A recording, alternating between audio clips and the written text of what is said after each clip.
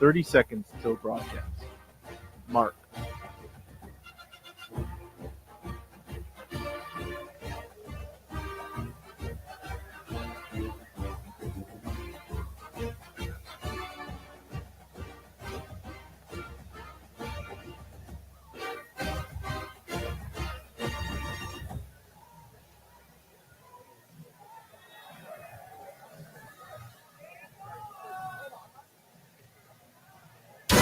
From the Auburn Sports Network and Playfly Sports, Auburn baseball is on the air.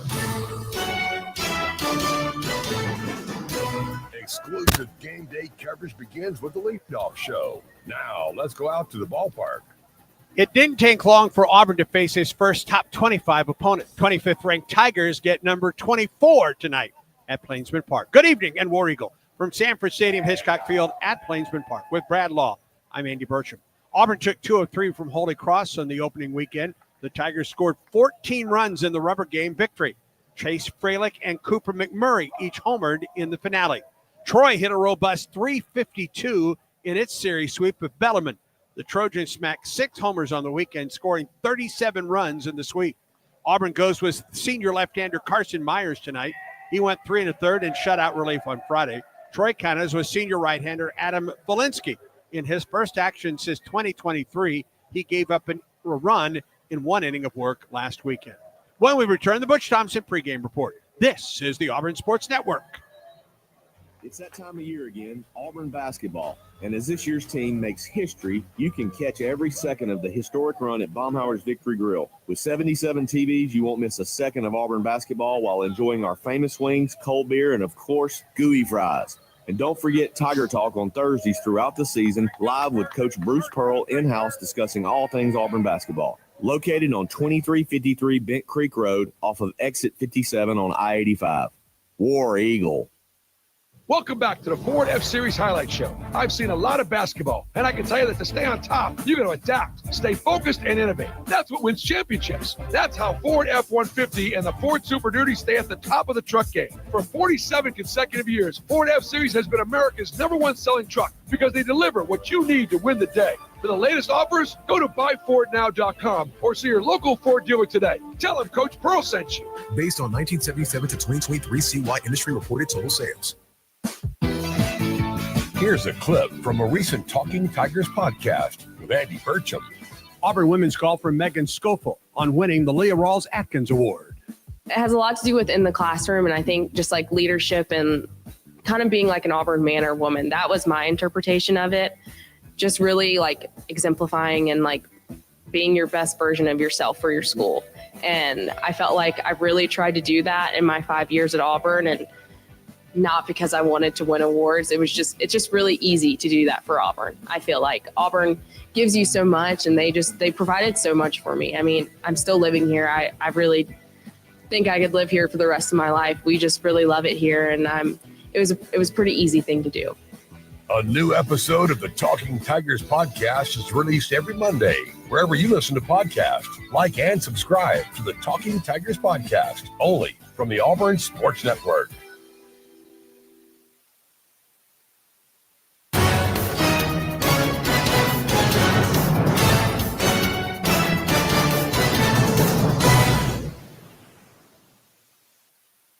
Game day coverage of Auburn baseball continues now with our exclusive pregame conversation with head coach Butch Thompson. What kind of update can you give us with regard to Eric Avar at this point? Yeah, I just think it's hamstring. It's nothing where you feel like if there's several grades, it's the lightest grade. So that's a great report. But I do think like with hamstrings and things of that nature, we all know that if everything goes great, it's a couple of weeks, so I think that's what we're looking at with Eric. They've already started rehab and everything. And so I think we're getting ahead of the game, but I would expect that I could, announce to you, it'd probably be 10 days to 2 weeks seems realistic at this point. All right. But he's in your starting lineup tonight. Yeah. A little gamesmanship or strategery, right? Is that what President Bush would call it? Or Saturday Night Live would at least call it that. This is one of those midweek deals. And when you get in the middle of the week, they're probably going to have 5 or 6 left-handed hitters, and we're going to try to be as left-handed on the mound as we can. They're starting a right-hander. When they see all our lefties, once we get to that 9 hole of the DH, we put Guevara in there since he's not going to, walk to the plate that first time. But if they got a lefty in the game, then we'll probably bring up a right-handed hitter and vice versa. And, man, I'd hate to just put a left-handed hitter in that spot and they'd already be at a lefty in the game there, and we waste one of our guys that we want to get at bat. So we'll put him down there as a decoy. Several of us have done that in the league through the years. I can't remember the last time I've done it. It's been a while, but I think it'll just keep us from burning the player that we want to get at bat, not put him in a bad matchup the first time around. Troy, impressive in its opening weekend. That's a legit number 24 team that comes into Plainsboro Park here tonight. Yeah, I think of a lot of veterans. Whenever you're left-handed in a small ballpark, and you can kind of gang up on people. Our park's a little larger. Can we handle that? We played these guys up in Huntsville last year, but that was a big pro park. So getting those guys back here at home, but veteran team got a lot of at-bats back in their ball club. Pitching tonight, I think we'll see a lot of guys. I think we'll see a lot of guys on both sides, like the midweek stuff. But confidence, Skylar's been there for a while. I think he's just got a club where he's had guys every step of the way in his 3rd or 4th year. I think he's got a good rhythm of his pieces.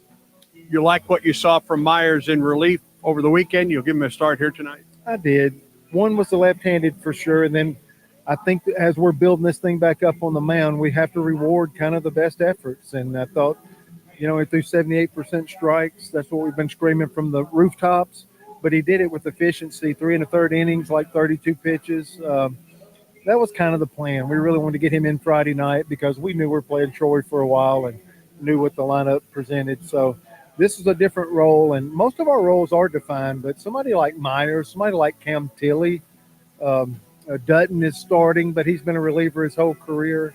I think we're going to take some urgency on this of like trying to figure all this stuff out before we get to SEC play, instead of just not paying attention to it, get to SEC play and wait to see what happens. So, he was our best from the weekend. He gets to go tonight. We'll learn a lot more about if we want to keep him in the bullpen or can we look at him as a start. We did some of that last year, and we're just trying to put as many things to bed before we get to SEC play this year intentionally. Do you coach this one tonight with the thought in mind that this is the first of 5 games in 6 days, or do you kind of put that out of your mind? Yeah, it's out of my mind, until you ask the question. I just think it's another night of playing baseball, and really got to get past, the 19 returners understand it. The 21 guys that are brand new, I don't know if they get it or not.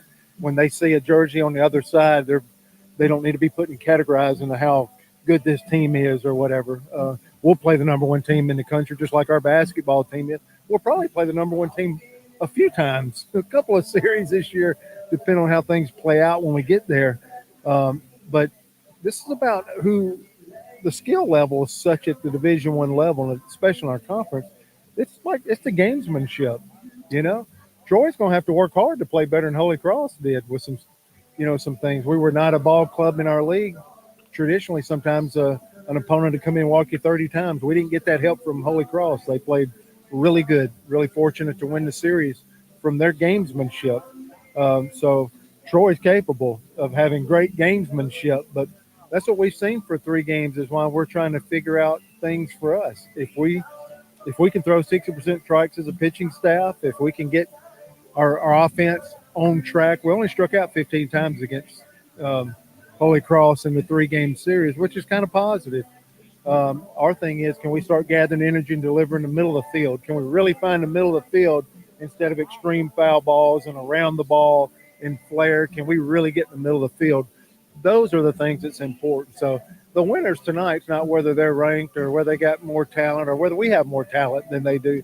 It's going to come down to the execution in the ball game. And that's what I kind of strive for our guys to let the pressure go, play a kid's game, but play it great. Show the best tonight. War Eagle. War Eagle.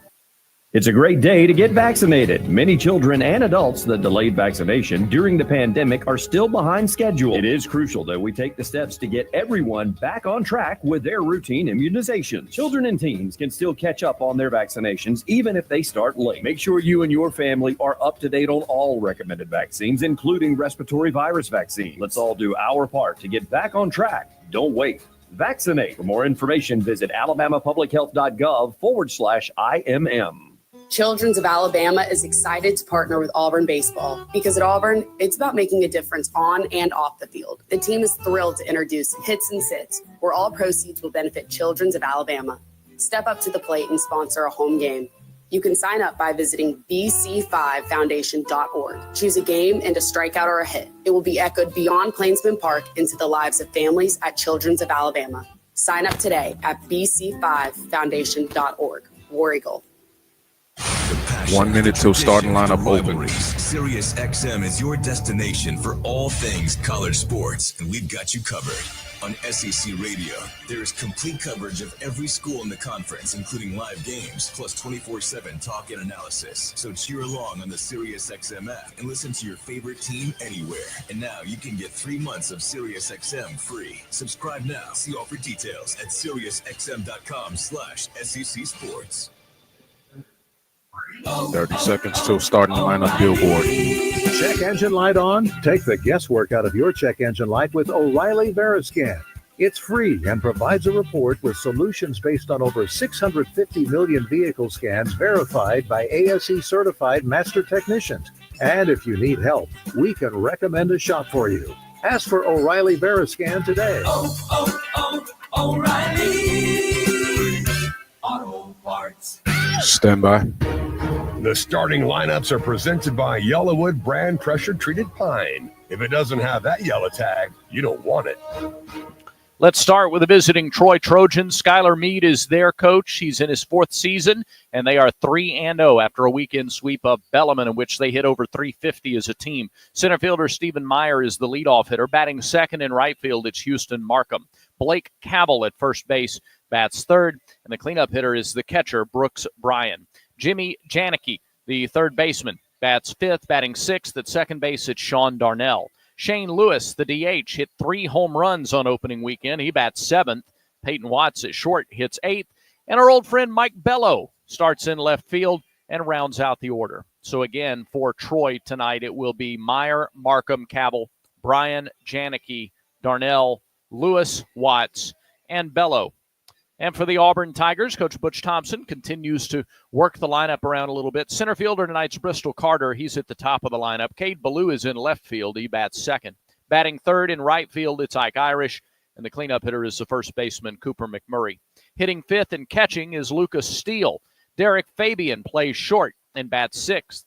Chase Freilich gets the call at third base tonight. He bats seventh. Eric Snow is at second base, hitting eighth.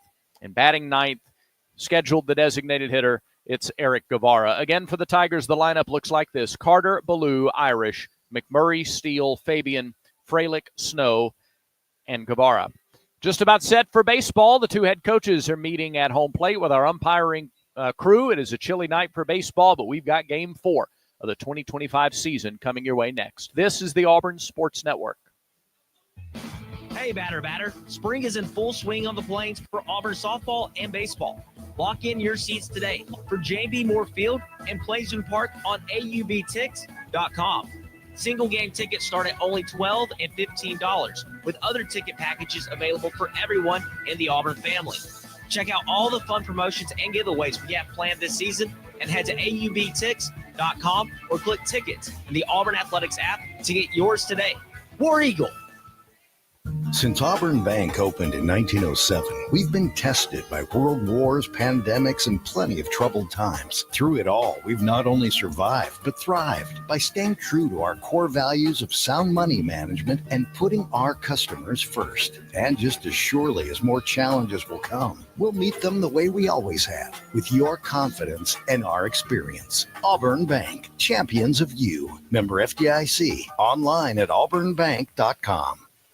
It's that time of year again, Auburn basketball. And as this year's team makes history, you can catch every second of the historic run at Baumhauer's Victory Grill. With 77 TVs, you won't miss a second of Auburn basketball while enjoying our famous wings, cold beer, and, of course, gooey fries. And don't forget Tiger Talk on Thursdays throughout the season, live with Coach Bruce Pearl in-house discussing all things Auburn basketball. Located on 2353 Bent Creek Road off of Exit 57 on I-85. War Eagle. The Southeastern 30 seconds Conference. followed by rejoin It's the and land of opening legends, billboard. The places, the faces, and moments. And he's going for it. It's a touchdown. We've seen the confetti fall again and again. We're not done. It's time for the next generation to make their mark and go from 14 deep to 16 strong. It's a whole new ball game in the SEC, and it just means more.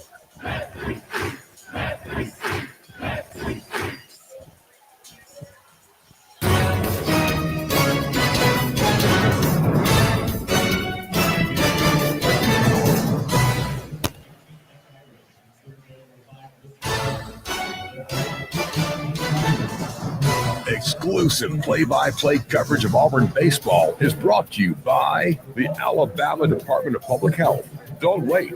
Vaccinate. Protect yourself and others by staying current on all recommended vaccines. Cook's Pest Control, keeping your home and business safe from pests and termites since 1928. And by Alabama Power, proud supporter of the Auburn Tigers. Alabama Power, power for a better Alabama.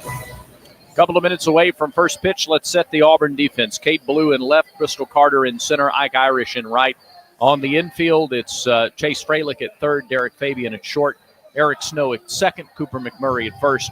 Behind the plate is Lucas Steele, and the starting pitcher is Carson Myers, 6'3", 213-pound senior lefty, a transfer from UAB, originally from Bowling Green, Kentucky. He pitched an inning over the weekend against Holy Cross on Friday, picked up the save in that game, allowed just one hit over 3 innings, and struck out 3. Let's turn it over now to the voice of the Tigers. And, man, we're all celebrating tonight because it's his birthday, and he's spending it with us at the ballpark. Happy birthday, Andy Burcham. Thank you, Brad. Thank you very much. Good to be with you tonight. Busy week on the Plains with baseball tonight, tomorrow afternoon, on the weekend against Wright State. Reminded you that those games this weekend, those game times have been changed to 2:30 on Friday, noon on Saturday, and 1 o'clock on Sunday. All 3 game times have been changed for the weekend because of the cold weather that's blowing through the area. Speaking of the weather, first pitch weather forecast tonight brought to you by Blue Moon. Everything becomes brighter. Every sip of their Belgian-style wheat ale is crafted with Valencia orange peel and coriander. Plus, try the new Blue Moon Light and Blue Moon non-alcoholic. Check your local store for Blue Moon. Made brighter. Celebrate responsibly. 2025 Blue Moon Brewing Company, Golden, Colorado. At game time tonight, clear skies overhead. It's 56 degrees and falling tonight. And very, very little wind. Wind out of the east at 4 miles per hour. Stephen Meyer, Houston Markham, and Blake Cavell. The first 3 to face Carson Myers. Lefty on lefty to open this ball game tonight. And Carson goes to work. The first pitch of the game is a fastball in there for a strike. Brian DeBrouwer behind the plate. Brian Hale at first. Derek Malika is at second, and Eric Gaucher down at third. The SEC umpiring crew, the 0-1. Sweeps outside, a ball and a strike. Meyer hitting .400 on the season. No homers, no RBIs, and a stolen base. There are 5 in this lineup that are hitting .400 or better, and that misses down and away. 2 balls and a strike to Meyer. Meyer, Markham, Darnell, and Lewis are all hitting above .500. Darnell and Lewis are hitting over .500 on the season. Pitch in there for a strike. Off-speed delivery at 81. 2 balls and 2 strikes to Meyer. Yeah, this team against Bellarmine unloaded on Friday, put up a huge number Friday, hit over 370 for the 3-game series. 2-2 pitch to Meyer. Just got a piece of that off-speed delivery at 79. Auburn really playing Meyer to pull. Take a look at where Cooper McMurray is. He's literally about 4 feet off the first base line, and now with 2 strikes backs up just a bit. It is a left-handed dominant lineup for Troy. There's a swing and a miss. Got him with the off-speed pitch. That's our first strikeout of the night. K-Counter is presented by Kia of Auburn, where you're always number one. Well, Myers now with 4 strikeouts in 3 1/3 innings. Started him with something fast, and then it was a steady diet of the off-speed pitch. And he had Meyer, who's an aggressive hitter. And I would imagine a lot of these Troy hitters are going to be aggressive tonight. So we'll see if that off-speed pitch works in Carson's favor. Here's Houston Markham, right fielder. Shows bunt, takes a strike on a fastball at 90 from Carson Meyer. Carson's father, Matt Meyer, played both as a pitcher and a first baseman at Tennessee. Then the 0-1 pitch, popped it up, left side, shallow left field. Fabian is out, and in foul ground makes the catch for the second out of the inning. Back to Matt Meyer, Carson's father. Came to Auburn first as a player playing for Tennessee, came to Auburn as a pitching coach at one point. Good to see him at the ballpark today and watching his son get the start tonight. Too quickly gone.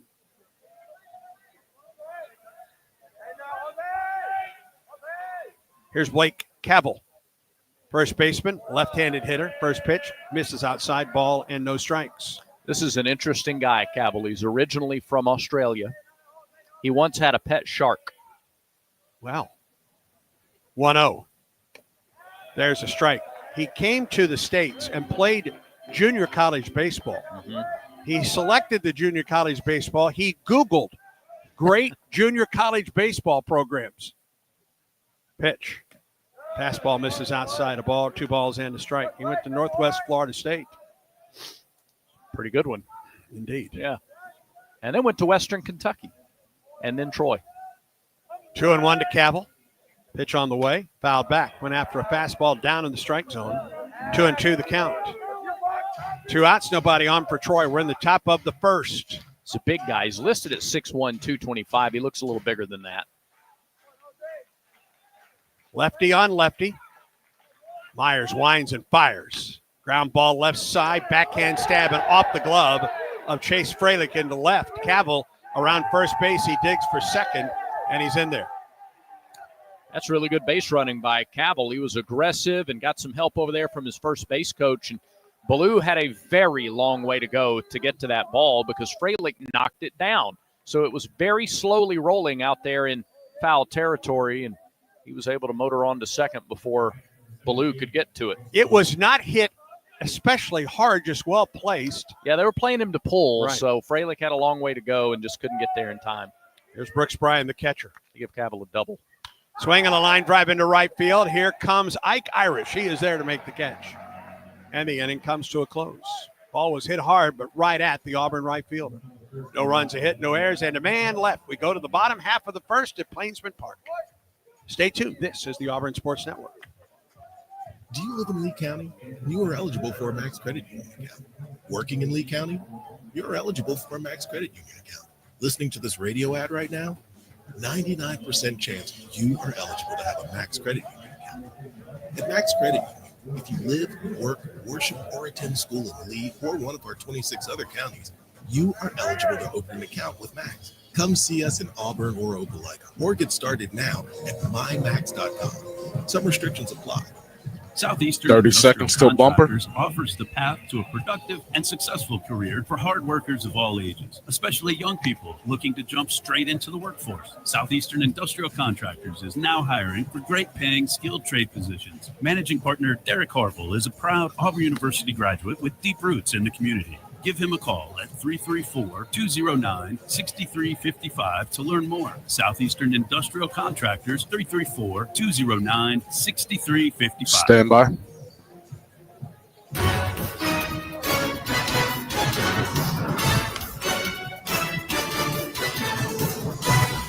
Troy got a 2-out double, but could do nothing else with it in the top of the first. Auburn comes to bat for the first time against Adam Falinsky. The defense behind him. Mike Bello is in left field. Stephen Myers in center. Houston Markham in right. Infield, it's Jimmy Janicki at third. Peyton Watts at short. Sean Darnell at second. Blake Cavell at first base. Brooks Bryan is the catcher, and Falinsky the pitcher. He's one of a couple of Eastern Michigan transfers on this Troy team. He's a senior from Howell, Michigan originally, 6'3", 221. did not play last year. He was injured. And so in his return to college baseball a week ago, or a half week ago against Bellarmine, pitched an inning, gave up a run on 2 hits, did not walk a batter, struck out 1. The 2 hits that he gave up were doubles. And he threw 18 pitches in that outing. So Felinsky getting his second work of the season, 6'3", 221, and a right-hander. He'll deal with Carter, Ballou, and Irish to start things for Auburn here in the bottom of the first inning. Fastball, slider, and change when he was playing at Eastern Michigan in 2023. Made 5 appearances, all starts, and was 2-0 that season. Did not pitch last year, and then transferred to Troy.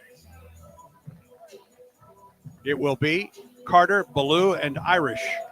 The Tigers in the retro uniforms. These are the uniforms from the mid-'80s, early 90s with the Auburn script across the front. And before he throws the first pitch, he's out to get a little... And I don't know if he had like some kind of maybe a bracelet or something on his throwing hand. Maybe. That they needed to take off. I'm not certain. I don't think it was an injury or anything like that. Do you? No, I don't. I think it was equipment related somehow. Bristol Carter leads it off for the Tigers. First pitch, fastball, in there for a strike at 93. Felinsky's fastball, it's going to sit there in the 93 to 95 range. Change up in the upper 80s. The occasional slider, but he's mostly a fastball change guy, or was over the weekend against Bellarmine. 0-1. Fastball in on the hands. Carter tried to hold up. He could not. 0-2 the counts. Pretty good fastball so far. Bristol batting .385, no homers, a run batted in with 3 stolen bases in 4 attempts. Here's the wind in the 0-2. Chopper back to the pitcher on a hop, but the first baseman isn't there to cover. Safe. He didn't get there. Cabell didn't get there. They may review this one. Cabell broke to his right to get the ball, the first baseman. The pitcher fielded it, and then Cabell had to race to the bag against Carter, and it was a bang-bang play, and they will review it. Troy is challenging the ruling on the field of safe at first. This play is under further review. Oh. Well, I don't know if he plants on the bag. Yeah, he had a foot on the bag initially. Yeah, did he have the ball? The question ball? is, did he have the ball? I think he did, Brad. I think he did too. This, I could see this one getting overturned. Yep, I could too. It was briefly, and I could see how you could miss it in real time, even looking right at it, because not only did Cabell slipped and kind of fell back, and so. Replay reviews are presented by Jackson Services. Time to review your home's heating and cooling system. Choose Jackson Services. Comfort you can count on. From quick repairs to energy-saving upgrades, Jackson Services keeps Alabama homes running smoothly year-round. We get a really good look. Visit JacksonServicesCo.com. Jackson Services, an official carrier-authorized dealer. Sorry about that, Andy. It's all right. I think he has the bag. I do too. Initially. The first swipe on the front edge corner. Now he's not on there long. No, but he doesn't. But you don't have to be. No, he has the ball when I think he touches the bag the first time. Yeah, just by a toenail. Carter was moving down the line, as we know he can, and made it very, very close. Here's the call. Troy's clapping. Well, they're watching the replay on the video board. They believe. Yep. That Cabell got there in time. Tell you what, if he wore a shoe size just a half a size smaller, then I think he's safe. But he caught the ball and he was kind of twisting as well to get to the bag. It really bails out a really bad decision, frankly, on Cabell's part. I know it's a little bit instinctive, but that's not his play. If it's anybody's play, it's the second baseman. And here comes the call from the umpiring crew. After review, the batter runner is out. Yeah. I think it's the right call. So 1-3 on the put out of Carter. And it brings Cade Ballou to the plate. Nifty footwork there by sure was. Cabell to reach to his right while stepping to his left.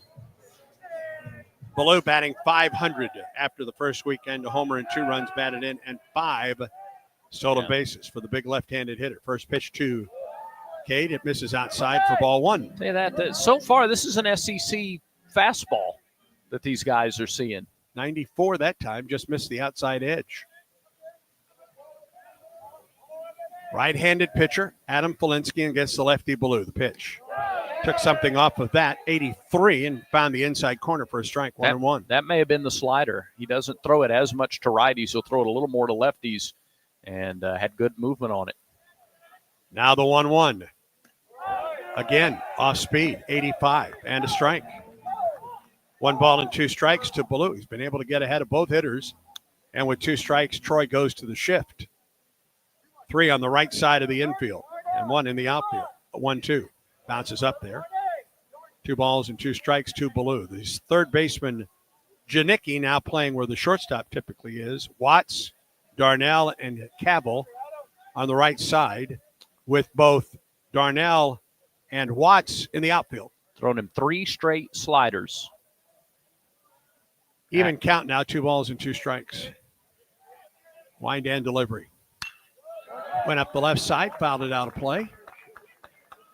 Over off the facing of the parking structure with lots of folks on the top 2 levels. Packed house, it appears, out on the War Eagle wall. Big crowd out of the back 40 in the K corner.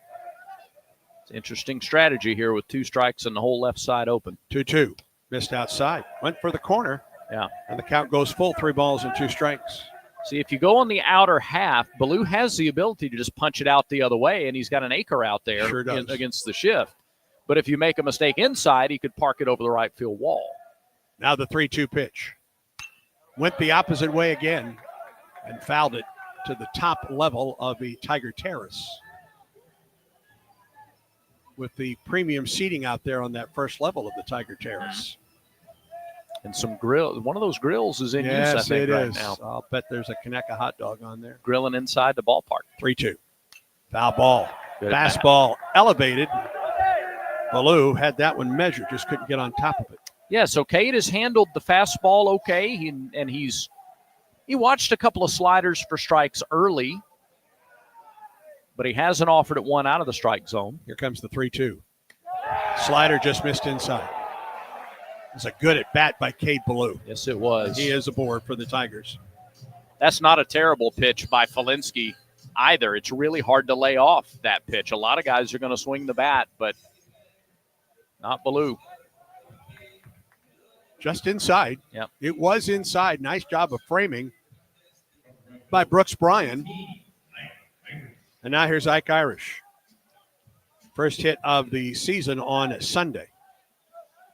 Good lead for Ballou at first. He's 5 of 5 stealing bases this year. Stretch to the pitch. Irish chops it to the shortstop. Charges, fields, and throws to first and wide and away from the first baseman. Ballou goes to third, and Auburn has runners at the corners with 1 out.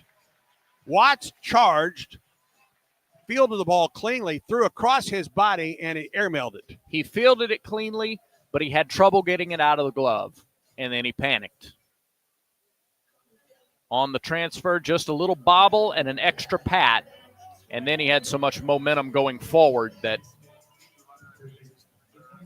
they'll give him a base hit on that. Is that right? Yeah, okay. they give him a base hit, and then a throwing error on the shortstop. Correct. So an infield single, and Ballou goes to third on the throwing error to first, and here's Cooper McMurray. Runners at the corners, 1 out for Auburn in the first. The pitch. McMurray on the fastball, and he fouled the 92-mile-an-hour heater back. Opportunity for Auburn to jump on the board early. Cade Ballou down at third. Ike Irish at first. 1 out for Auburn in the first. Tigers are with an eyelash of having the bases loaded and a run scored here after the play-in to open the ball game or open the inning by Bristol Carter. Now the 0-1. Popped it up. Foul off the left side and out of play, and McMurray is quickly behind 0-2. And other than Irish, who jumped on the first pitch, Polinsky has gotten ahead of both. Yeah. Both or all 3 of the other hitters, Carter, Ballou, And McMurray gotten 2 strikes on each of these hitters. Got to be wary of the slider down and in here. The old back foot breaking ball to McMurray. Irish gets his lead at first. Ballou from third. Here's the pitch. That's what it was. He held up and appealed to third. He did not go, to the dismay of the Trojans. That's the book on McMurray. That's what a lot of teams have done. If they get ahead 0-2, they're going back foot breaking ball. I wouldn't be surprised if he comes back to it here. The trouble with that is if you're going to throw it, you better hit the spot. Cooper hitting .400 on the year, 5 runs batted in with a homer. Now the 1-2 pitch. Got him. May have been the straight change that time at 83. 2 down in the inning. First strikeout of the night for Felinsky. And it's up to Lucas Steele, the Auburn catcher.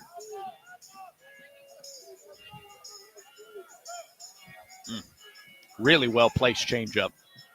Inside corner. Good pitch. 2 down, and here is Steele batting .111 with 2 runs batted in. Runners at the corners for the Tigers. We're in the bottom of the first. Number 24 against number 25 tonight. Adam Felinsky stretches, and a time is called by his catcher. Steele only 1 for 9, but he did walk 4 times on opening weekend. A walk in this inning by Ballou, who worked a full count. Then Irish with an infield single. A throwing error by the shortstop allowed Ballou to go from first to third on the play. Auburn had runners at the corners with 1 out. A strikeout to Cooper McMurray.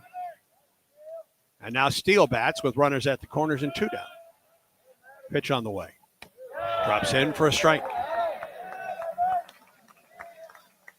Felinsky has thrown strikes in this inning, that's for sure. Outside of the walk to Ballou, there's only been 1 ball.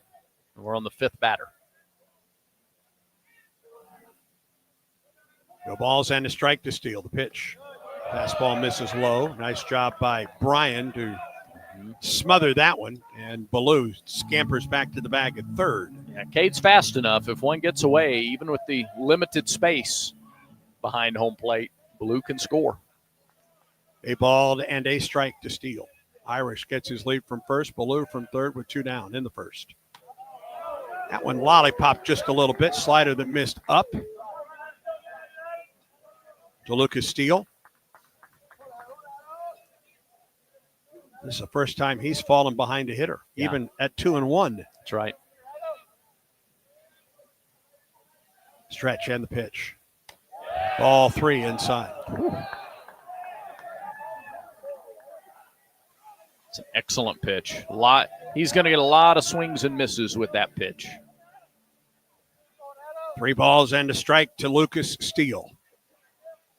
Runners at the corners, 2 outs. Nobody home for Auburn. Bottom of the first. The pitch on the way. Steele hits it right at the shortstop, who boots it to the second baseman, to the bag. Not in time, and Ballou scores. The shortstop, Watts, couldn't field it cleanly. It deflected to Darnell and had to wait for a minute to see if Darnell got to the bag in time to force Ike Irish. And they give Watts an error on the play. He just booted it. Ball was hit hard by Steele right along the turf. And then the second baseman, Darnell, collided with Watts trying to get the force out. Auburn's on top 1-0. And now here's Derek Fabian. Second error of the inning for Peyton Watts. Pitch on the way. High fly ball into deep right field. Markham is back. He's at the warning track, and it is gone! 3-run homer, Derek Fabian. And Auburn goes up 4-0. First home run of the year for Fabian.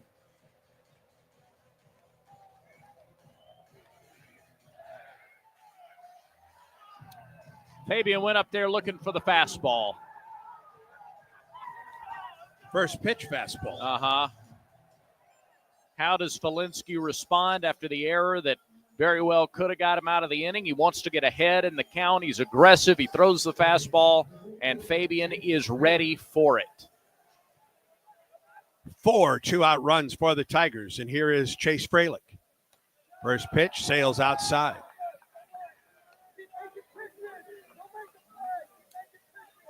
And you were probably going to see several guys pitch for Troy tonight anyway, but getting 23-plus pitches out of the starter in the first inning. Absolutely. 2 balls and no strikes as that one misses again outside and high to Chase Fraley. Hit his first collegiate home run here on Sunday over the top or on the top of the Performance Center. That one misses low. Fabian went the opposite way for his round tripper. Auburn takes advantage of the 2 errors in the inning by the shortstop Peyton Watts. 3-0 pitch. Foul back. Turned him loose 3-0. I think that's 2-2. I don't think that. We'll double check this. Make sure that's correct. The scoreboard says 3-1. So does the official stats. So we'll go with that. 3-1 pitch. Fralick takes it on the outside corner. Count goes full. 3 runs home. The big blow in the inning. A 3-run bomb to right by Derek Fabian. Now the 3-2 to Fralick. Ground ball foul. Got one in and just chopped it off the facing of the Troy dugout. And Troy, with the left-handed hitter up, will go to the shift. Auburn has scored in the first inning of now 3 straight games against Troy. These 2 teams played in Madison last year. Both teams scored in the first inning. 3-2 pitch. Fralick chops it to the right side. Again, foul. Auburn put up 6 the last time these teams played here at Plainsman Park 2 years ago. Troy came back to win that game 8-7. But another good first inning here for Auburn, kind of keeping some of the momentum from late in the Sunday Holy Cross game offensively. Full count again to Fralick. 2 down in the inning. The pitch. Chase again foul. He's given Andrew Dutton some balls to dodge down there, the Auburn first base coach. Yeah. Transfer from Birmingham Southern, Carl Nonamaker, well beyond the third base coach's box right now. You know, Felinski's tried to go after Fralick with 3 sliders or 3 off-speed pitches in a row, and he's been out in front. So you go back to it. He works off the wind. Here's the 3-2. Got him swinging. Fastball down in the zone, and the inning comes to a close. 2 strikeouts in the inning for Felinski. But Auburn scores 4 runs on 2 hits, 2 errors, and no one left. We're through 1 at the ballpark. Auburn 4, Troy nothing. And Auburn baseball continues in a moment. It's a great day to get vaccinated. Many children and adults that delayed vaccination during the pandemic are still behind schedule. It is crucial that we take the steps to get everyone back on track with their routine immunization. Children and teens can still catch up on their vaccinations even if they start late. Make sure you and your family are up to date on all recommended vaccines, including respiratory virus vaccine. Let's all do our part to get back on track. Don't wait. Vaccinate. For more information, visit alabamapublichealth.gov/IMM. 30 seconds till bumper. When the game is on the line, you want someone you can count on. At Alabama Power, we believe in consistency and having each other's back. It's our game plan to safely deliver the electricity you depend on. Hey, Jay, text me. We give please. 100% to achieve 99.9% reliability. Learn how we power a better Alabama at alabamapower.com/reliable. Alabama Power is a proud supporter of the Auburn Tigers. Stand by.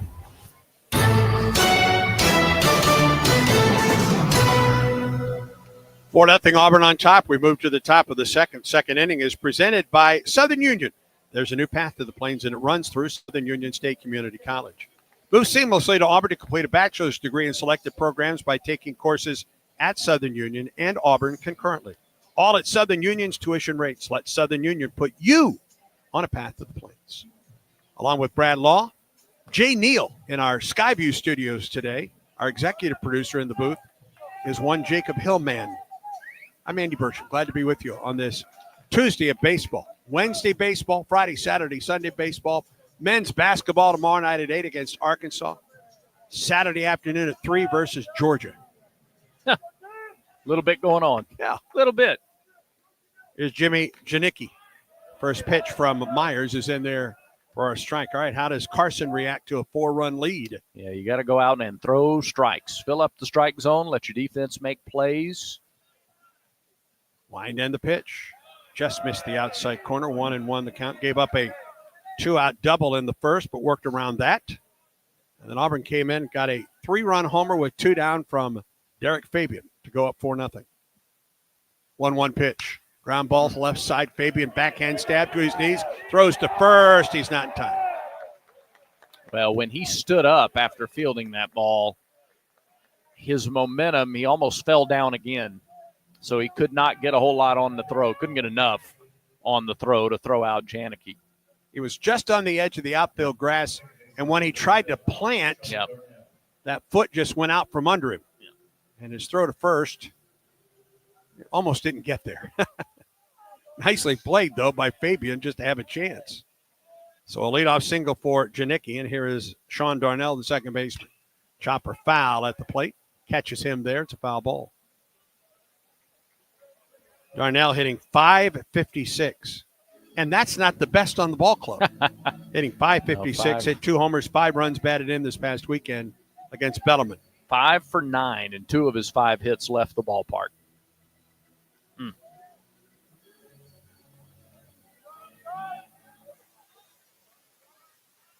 Myers off the stretch. Here comes the pitch. In there for strike 2. Like so many programs, I mean, this is a retooled, revamped roster. They've gone to the JUCO ranks for a number of guys. Darnell is one of those. Pitch on the way to Darnell. Got a piece of it. Just fouled it off. Junior out of Wetumpka, Alabama.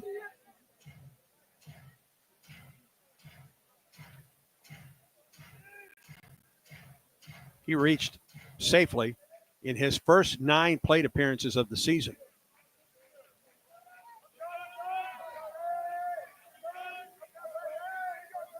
Myers comes set. The 2-0-2 pitch. Just missed the outside corner. 1 ball and 2 strikes to Darnell. I count 17 guys from junior college on their roster.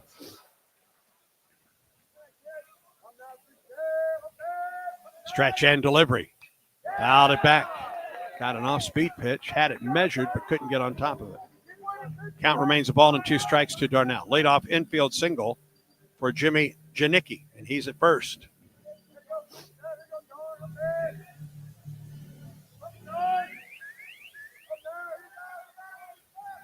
Myers comes set. Here's a pitch. Fly ball down the left field line, curving and going foul. And onto the Tiger Terrace where it is caught barehanded. Nicely done. Takes a little courage to do that on a night like tonight. Nicely played. Yeah. Count remains a ball and 2 strikes to Darnell. Runner at first, the pitch. Line drive into right field. Here comes Irish. He smothers it, but it falls fair, falls safely. Darnell's aboard, and Troy has runners at first and second, and nobody out. Not hit especially hard. It was hit closer to the end of the bat, but Darnell had enough power to pull it. Even so, just beyond the reach of Irish, who did well to smother it, keep it from going behind him. Troy trying to respond to that 4 spot that Auburn put up in the bottom of the first. The Trojans have runners at first and second, nobody out, and here is Shane Lewis. The Sun Belt Player of the Week pitched to him. In there for strike 1 on the straight change.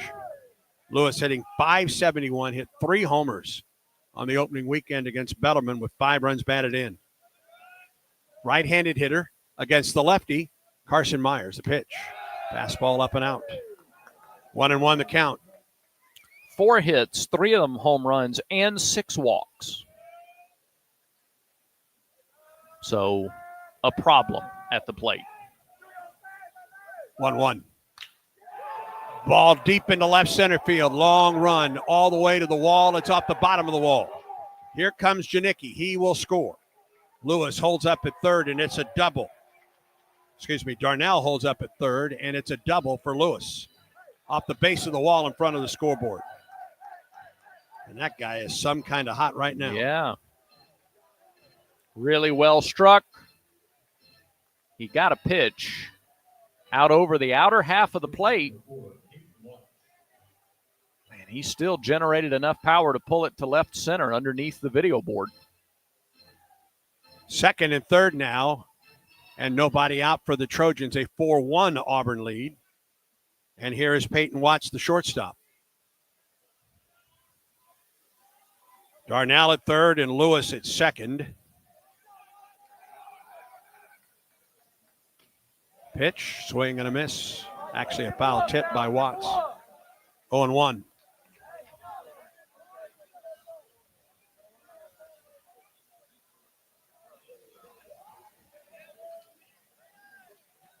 One pitch to Watts out in front. 0-2. Brutal changeup there by Myers. Really nice pitch.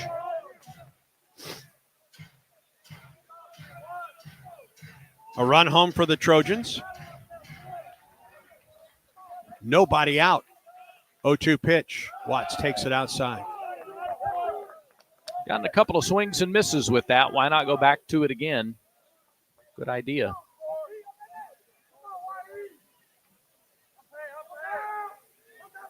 Myers off the stretch and the 1-2 pitch. Chopped to the third baseman. Fraley looks the runner back, throws to first, and gets the out.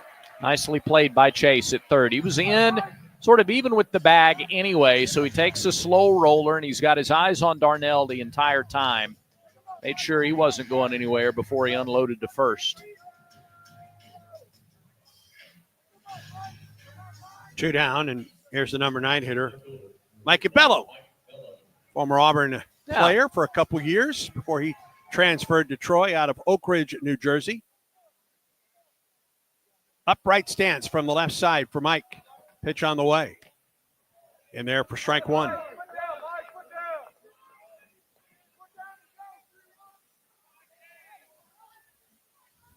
Played some left field during that 22 World Series season for the Tigers. 0-1. Strike 2 on the outside corner. A run home for Troy here in the second. Runners at second and third, and 1 out. Myers ahead of Mike Bello. No balls and 2 strikes. Stretch and delivery. Jammed him. Up the right side, foul ground, and off the top of the screen is the catcher. Steele gave chase.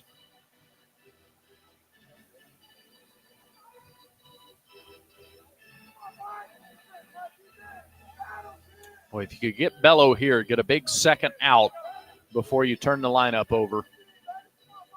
Myers could wrestle a little of that momentum away.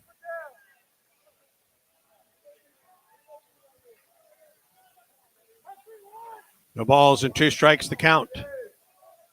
Stretch and delivery to Bello. Ground ball to the right side, knocked down by the second baseman. Snow run scores, throws to first. It gets away from McMurray, and a second run will score. And it's a 4-3 ball game.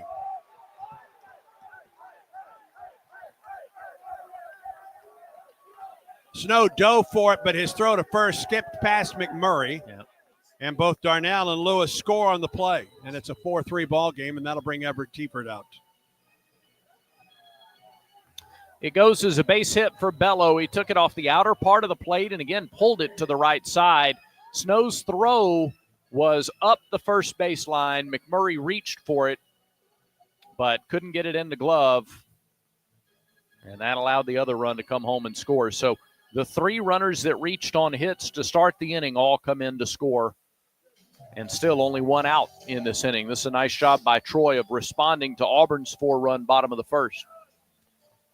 Darnell was going to score anyway. Yep. Regardless if Snow makes the play or not. That's right.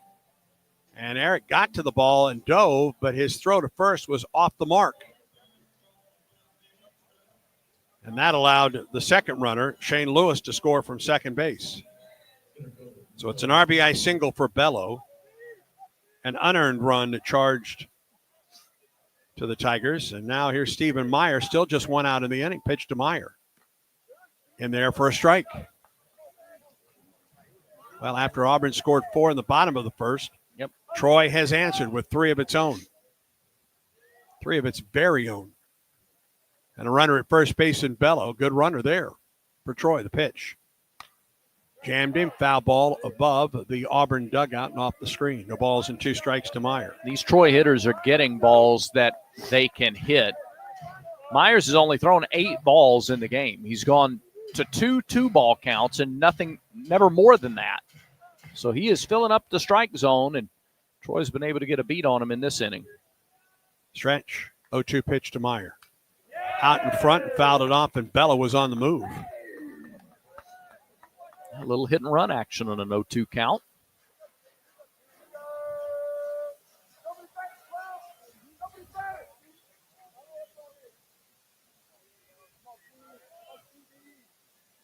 One ball and 2 strikes to Stephen Meyer. Long stretch by the Auburn starter, Carson Myers, and a throw to first. Yeah, Carson and Lucas trying to get on the same page. Myers shook him off a couple of times.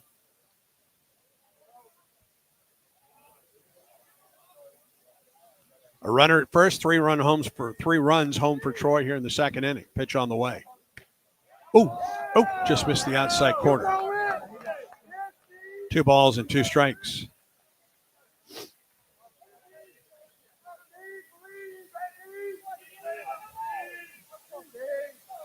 Bello at first with 1 down. A ball and 2 strikes the count to Meyer, and a snap throw to first, and Bello is back in time. Pitch clock was down to 2 there.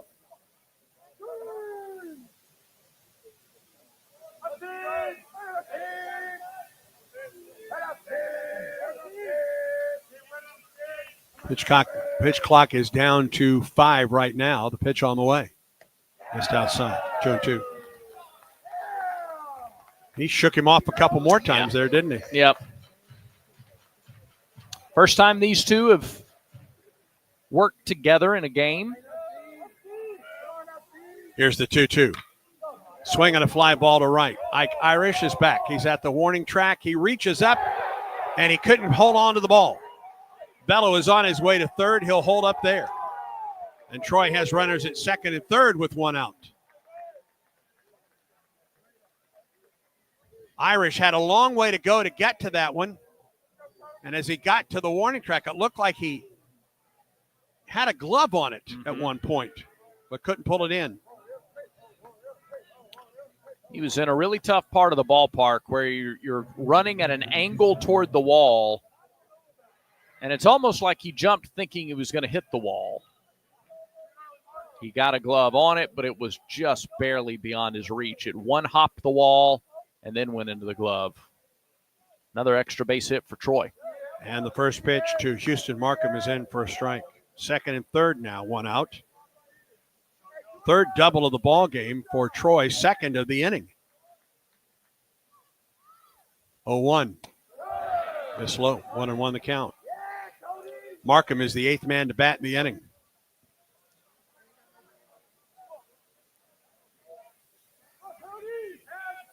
Bello at third and Meyer at second.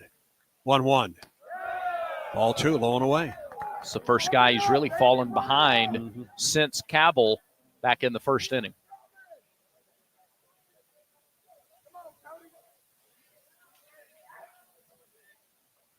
Two balls and a strike to Markham. Stretching the pitch.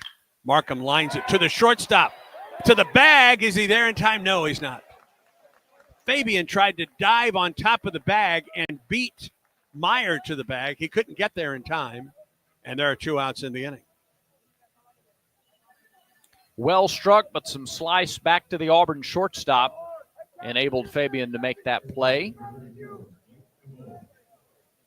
And Meyer did dive back in time. Here's Blake Cabell. First pitch, low and away.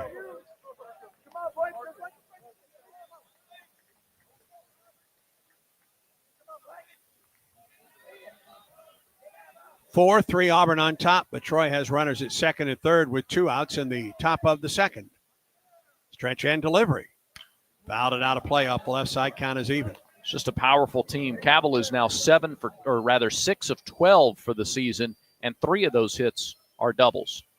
And he's second, or rather he's leading them with 7 RBIs coming into the game. with 2 more out there in scoring position now with 2 outs. Ball and a strike, the pitch. Swept outside, 2 balls and a strike.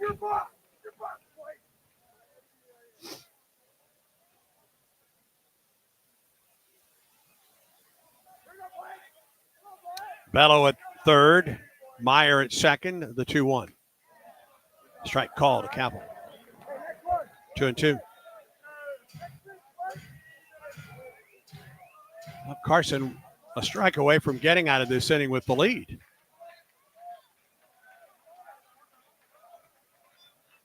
Comes set at the belt. Now the 2-2. Missed outside. The count is full. Scooped up by the catcher, Lucas Steele. The first 3-ball count to which he's gone.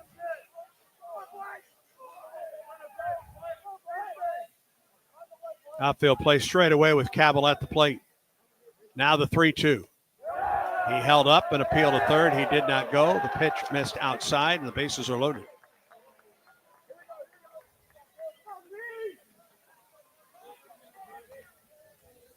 And Brooks Bryan, the catcher, will be the 9th man to bat in the inning. There's a lefty up and starting to throw for Auburn. Or he was up and starting to throw for the Tigers. That may have been Jackson Sanders. Full count, or rather, bases loaded. And the first pitch to Bryan misses outside for ball 1. Bryan jumped on the first pitch he saw in the first and lined it to right. 1-0. Line drive in left center field. That's down for a base hit. Troy's going to take the lead. Cabell's on his way to third. 2 runs are home, and the Trojans lead it 5-4. Solid single to left center by Brooks Bryan.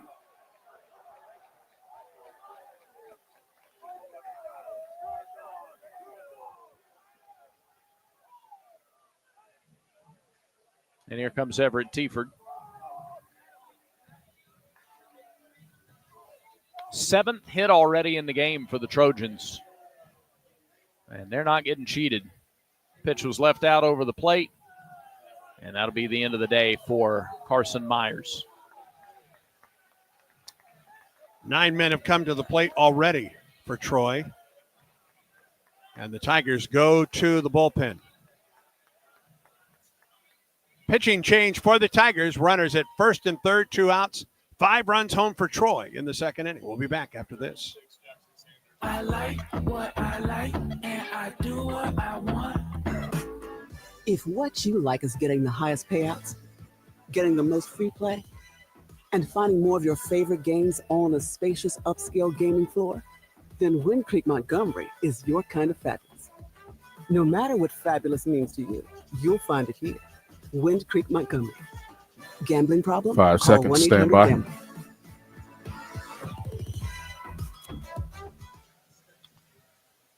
Alabama power call to the bullpen for Auburn to Carson Myers, or rather to Jackson Sanders, replacing Carson Myers. Sanders, 6'3", 212, a freshman from Valley High School near Opelika. He pitched once over the weekend, went 2 innings, walked 2, struck out 2, did not give up any runs or hits.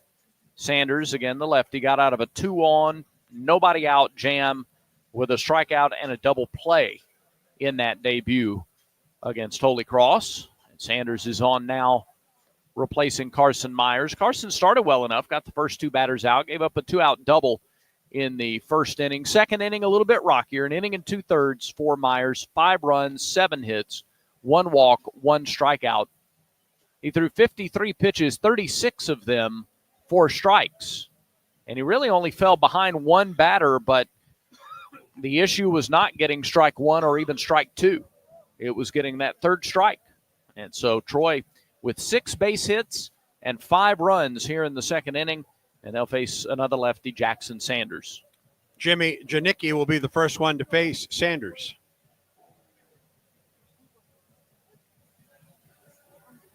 Troy showed the ability to score in bunches over the weekend against Bellarmine, and they've done that here in the second inning tonight with 5 runs on 6 hits.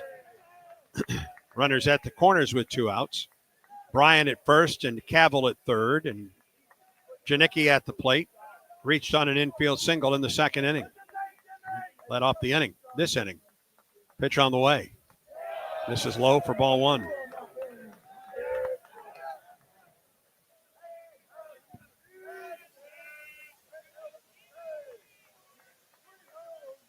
Stretch by Sanders in the pitch. Down the middle for a strike at 90.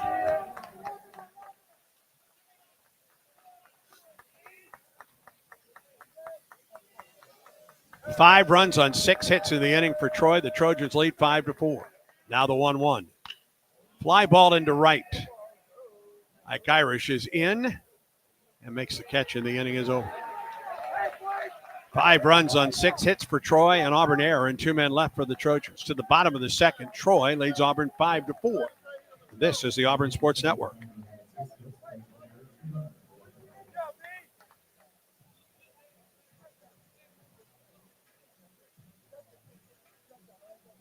Aubie's Kids Club offers 2 membership options that give you a t-shirt, a lunchbox, a men's basketball SEC Champions mini pennant, and more. You can also check in at different Auburn athletics events to receive points and earn prizes, only available through Aubie's Kids Club. So what are you waiting for? With memberships on sale now, head to aubieskidsclub.com to join the coolest club on the Plains. Yellowwood knows that a 30 seconds five-star to rejoin. backyard is the place to make lasting memories, like roasting marshmallows on a cool fall night. That's it. Turn it nice and slow. Get it toasted all. Oh, no, it's on fire. Oh, you want it on fire. Okay, that's a choice, I guess. Crunchy. For 5-star backyards and the most memorable experiences, Yellowwood brand pressure-treated pine. If it doesn't have that yellow tag, you don't want it.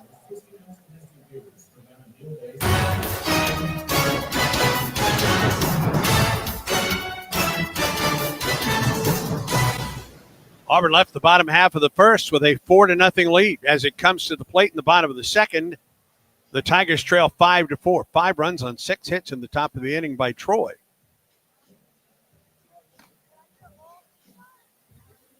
And Adam Felinsky with a 1-run lead as he goes to work against Auburn after a 33-pitch first inning for Troy.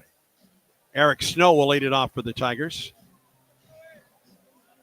And then we'll have a pinch hitter for the Tigers, as we understand it. Eric Snow will lead it off for the Tigers, batting .333, no homers and 2 runs batted in for the Auburn second baseman. Felinsky, the wind and the pitch. Snow takes a slider in there for strike 1.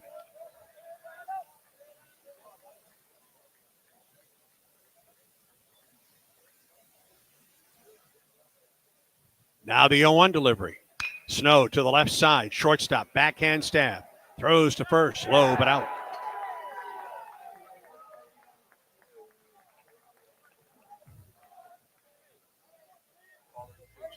Nice play by Peyton Watts deep in the hole to make the throw to first. Just on the edge of the infield dirt and threw the ball low but out at first to get Snow by about a step.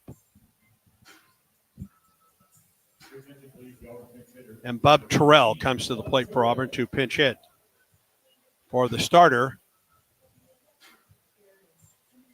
Eric Guevara.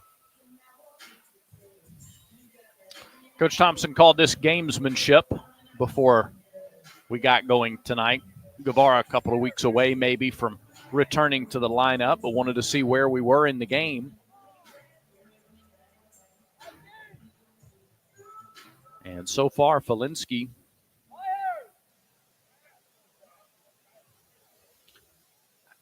I think he's pitched better than the score might indicate. Had a couple errors to work around in the first, and then probably one pitch he'd like to have back. Mm-hmm. The first pitch fastball to Derek Fabian that he hit over the wall in right field. Which was right after the second error on a ground ball that very well could have gotten him out of the inning. They call that slider that he's throwing a splinker, like a splitter and slider combo. Okay. Bub Terrell bats against Felinsky and takes the first pitch downstairs and appealed to third. He did not go around. Bub looking for his first Auburn base hit, 0 for 5 on the young season. 6'3", 224 from Alabaster, Thompson High School. That one misses low again. 2 balls and no strikes. He's already ahead of the game because most of the time this past weekend he was 0-2. Yeah. Many at bats. Now the 2-0. Ball 3 inside. Top of the order waits on deck for Auburn.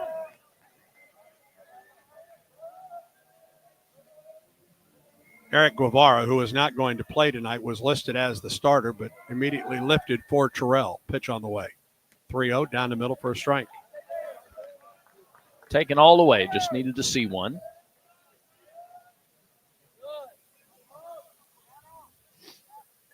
Straight away and deep in the outfield for Terrell. 3-1 pitch. Ball 4, he missed upstairs. Terrell is on.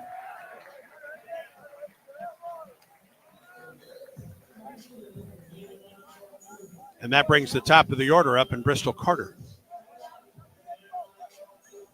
He had a one-hopper back to the pitcher to lead off the first. The first baseman, Cavill, broke the wrong way. And the pitcher threw it to Cavill, who raced to the bag and just narrowly beat Carter. Originally called safe, but the review indicated that Cavill did get to the bag in time. Terrell gets his lead at first. The pitch. Bristol lines or hits it to the third baseman. Throws to second for one. To first, it's a double play, and the inning is over. 5-4-3 on the Twin killing. And we're through 2. No runs, no hits, no errors, and no one left for Auburn. Troy goes to the third inning, leading Auburn 5-4 as Auburn baseball continues in a moment. Since Auburn Bank opened in 1907, we've been tested by world wars, pandemics, and plenty of troubled times. Through it all, we've not only survived, but thrived by staying true to our core values of sound money management and putting our customers first. And just as surely as more challenges will come, we'll meet them the way we always have, with your confidence and our experience. Auburn Bank, champions of you. Member FDIC, online at auburnbank.com. Strike out ants, termites, and other pests with a call to Cook's Pest Control. Cook's proven pest control methods and superior termite control system keep your home safe and are backed by a 110% satisfaction guarantee. As the weather gets warmer, your spring cleaning isn't done until you call the official pest control partner of the Auburn Tigers, Cook's Pest Control. Looky, looky, looky, here comes Cookie, Cook's Pest Control. Back to more Auburn baseball against the Troy Trojans. Through 2, Troy 5, Auburn 4. We move to the third inning. Brought to you by the Vance Law Firm, where the number is easy to remember. They say dial 3 for me, 334-333-3333. Auburn scored 4 runs with 2 outs in the bottom of the first. Troy responded with 5 runs in the second. Trojans lead 5-4. With Darnell, Lewis, and Watts to the plate against reliever Jackson Sanders. The final line on Carson Myers, who got the start for Auburn tonight. An inning and 2/3, 5 runs all earned on 7 hits, a strikeout, a walk. He threw 53 pitches. Lefty Sanders winds and fires and misses low and inside.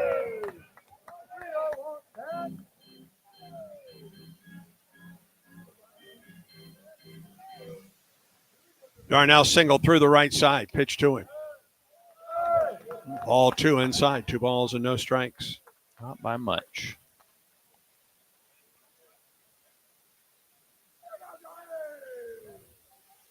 Darnell hitting .600 on the season. The pitch. Strike call at the belt. 2-1.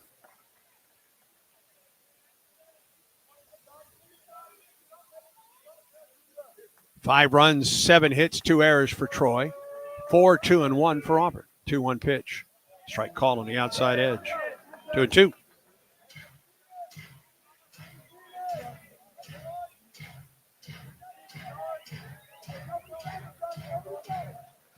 Two balls and 2 strikes to count. The wind in the pitch from Sanders. Ground ball to the right side. Big hop for Snow. His throw to first in time for the out. 1 down. Off-speed pitch, a little bit up in the zone. Darnell tomahawked it right into the dirt. Routine play for Snow. And it brings Shane Lewis to the plate.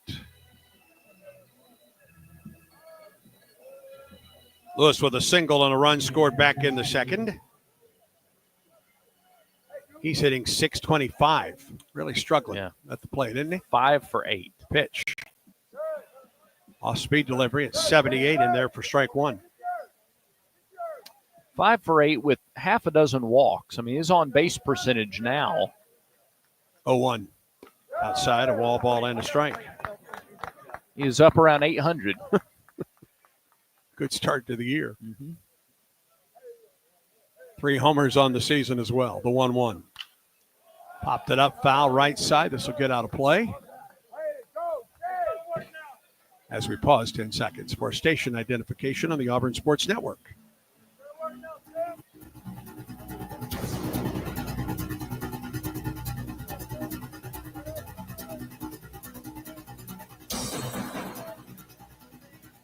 Ball and 2 strikes to Lewis. Wind in the pitch. Off speed outside. 2-2.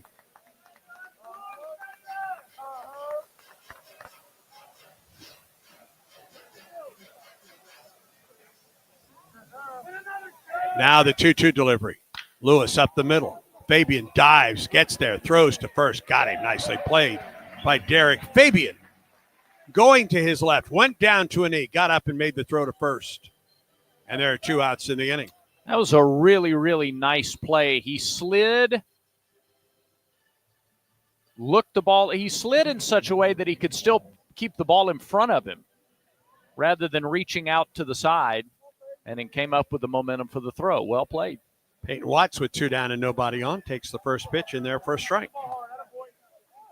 Watts a ground out to the third baseman Fralick in the second. Left-handed hitter awaits the 0-1. He went around, strike 2. Pitch was up and out. No balls and 2 strikes to Watts. Sanders is mixing his speeds pretty well right now. Is. Here's the 0-2 pitch. Fouled back. Another off-speed delivery. And he was way early. Watts out in front. Did his best just to stay back enough to get the swing off.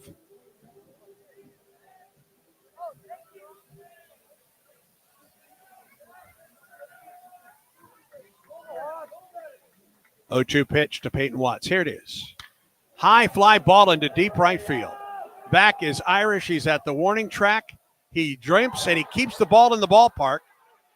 Watts is around second base. He's on his way to third. And he's in there with a triple. I don't know how I kept that in the ballpark. I mean, the jump and the reach over. We'll see what happens with the play, but put a star beside that if Troy is turned away in this inning. Max effort for Ike Irish. Left and off speed pitch up. Irish got back to the wall and just couldn't bring it in. He jumped and had his glove on the ball. He's had 2 balls tonight that a double and a triple that he had in his glove and just hadn't been able to bring it in. And he didn't have to reach over for that one. There's Mike Bello, first pitch, fastball outside.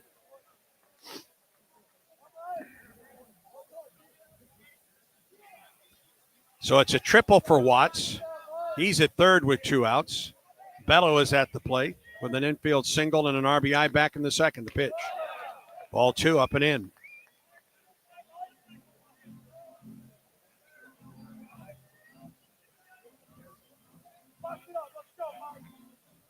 Sanders was able to get the first 2 men on ground outs, but gave up a ball deep to right that Watts turned into a triple. Bello takes a strike, 2-1. Ike Irish got back to the wall, jumped, had the ball in his glove, but couldn't close it. And Watts cruised into third base with his first triple of the season. He's there with 2 outs. 2-1 pitch to Bello. Line drive, base hit up the middle, and it's a 6-4 lead for Troy. Bello is 2 for 2 with 2 runs batted in.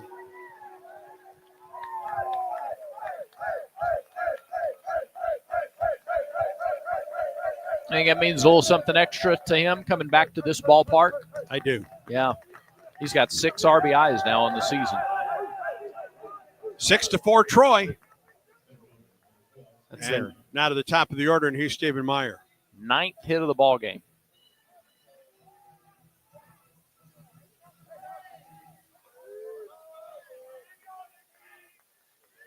Myers 1 for 2 with the double. Shows bunt, takes a strike.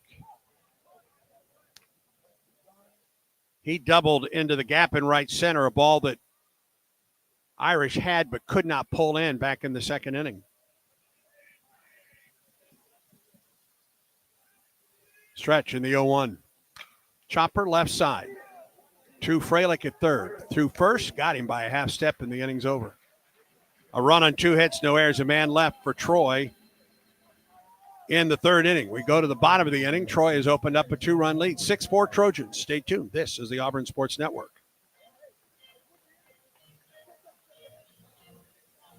Get your game day started with the CB&S Bank Countdown to Tip-Off on the Auburn Sports Network. 30 minutes before each Auburn basketball game. Get a breakdown of the matchups, player profiles, a 60-second scout of the opponent, SEC report, and our exclusive pregame interview with head coach Bruce Pearl. CB&S Bank has been family, community, and financially strong since 1906. The CB&S Bank Countdown to Tip-Off, only on the Auburn Sports Network. It's that time of year again, Auburn basketball. And as this year's team makes history, you can catch every second of the historic run at Baumhauer's Victory Grill. With 77 TVs, you won't miss a second of Auburn basketball while enjoying our famous wings, cold beer, and of course, gooey fries. And don't forget Tiger Talk on Thursdays throughout the season, live with Coach Bruce Pearl in-house discussing all things Auburn basketball. Located on 2353 Bent Creek Road off of exit 57 on I-85. War Eagle.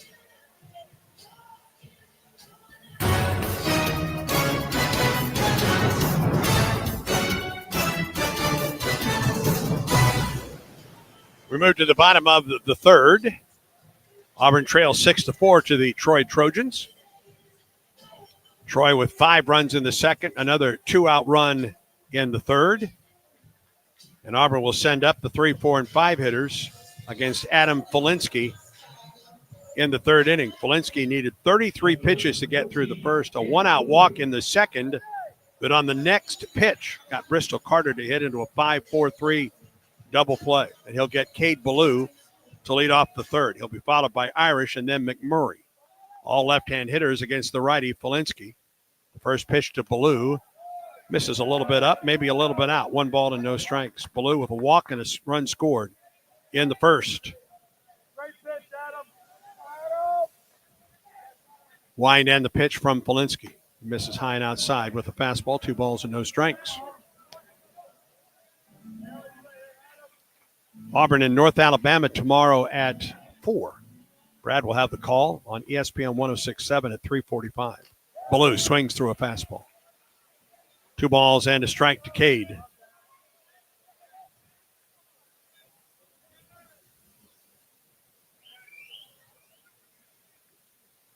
Now the 2-1 pitch. Swing, fly ball into center. Meyer to his right with room. Makes the catch, 1 out. I know that's a routine fly out, but doesn't it just sound different coming off of his bat? Yes. Also credit Felinsky for settling down after that first inning. Here's Ike Irish. Give you some Yellowwood scoreboard updates from college basketball and SEC baseball as we go throughout. Basketball, Mississippi State leads Texas A&M 35-34 early in the second half in Starkville. Here's Ike Irish, an infield single, pitch to Ike, swing and a miss. 93-mile-an-hour fastball. Second-ranked Florida leads Oklahoma at halftime, 46-24 in Gainesville. 0-1 pitch to Ike. It misses low, evens the count, and a ball and a strike to the Auburn right fielder. An infield single, and scored back in the first. Tigers trail 6-4. We're in the third. The pitch. Slider in there for a strike. 1 ball and 2 strikes to Irish. College baseball, number 18 Mississippi State is at Southern Miss, and it's the Golden Eagles with a 3-0 lead. They're in the bottom of the 4th in that game. Shift is on for Irish on a 1-2 pitch. Here it is. Strike 3 call. Throws him with the slider. 2 outs. And here's McMurray.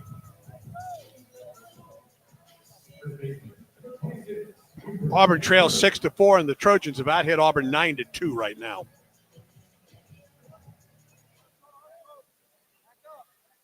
McMurray, a strikeout victim in the first. The pitch to him. Cooper takes it a little bit out. Also tonight, a final. 4th-ranked Tennessee beat up on UNC Asheville 29-4. LSU handled Southern 13-1. 1-0. McMurray takes a fastball under the hands for a strike. 1-1. And last but not least for now, Ole Miss a winner over Arkansas State 4-2 earlier in Oxford. 2 outs and nobody on for Auburn. Here's the 1-1 pitch to McMurray. This is low, 2-1 the count.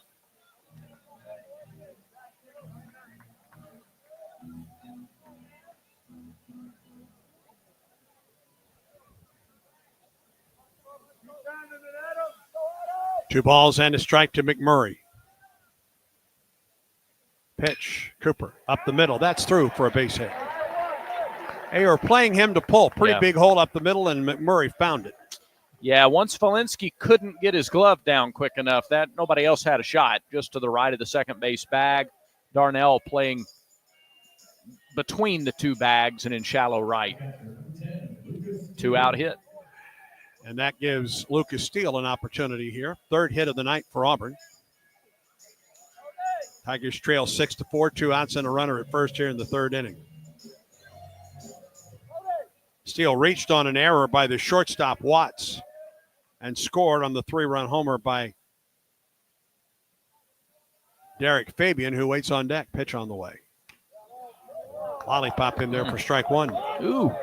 Pretty high pitch. Yeah, it really was. It was framed well by Brian. It was a pretty high strike. Yeah.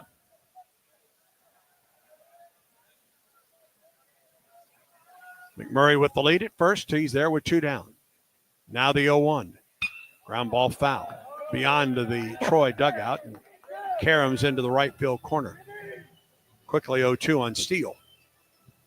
Andrew Dutton with nerves of steel over in the first base coach's box. He never flinched. Never did he?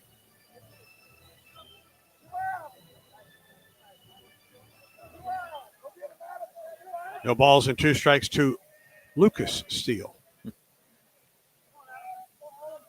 Stretch and pitch. High and away with a fastball.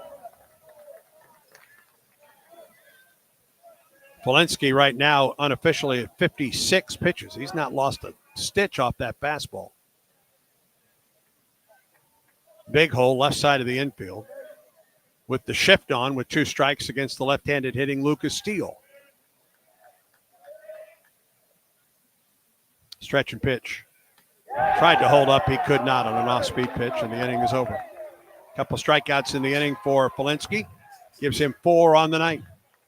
No runs, a hit, no errors. A man left for Auburn. We're through 3 at Plainsman Park. Troy 6, Auburn 4. And Auburn baseball continues in a moment.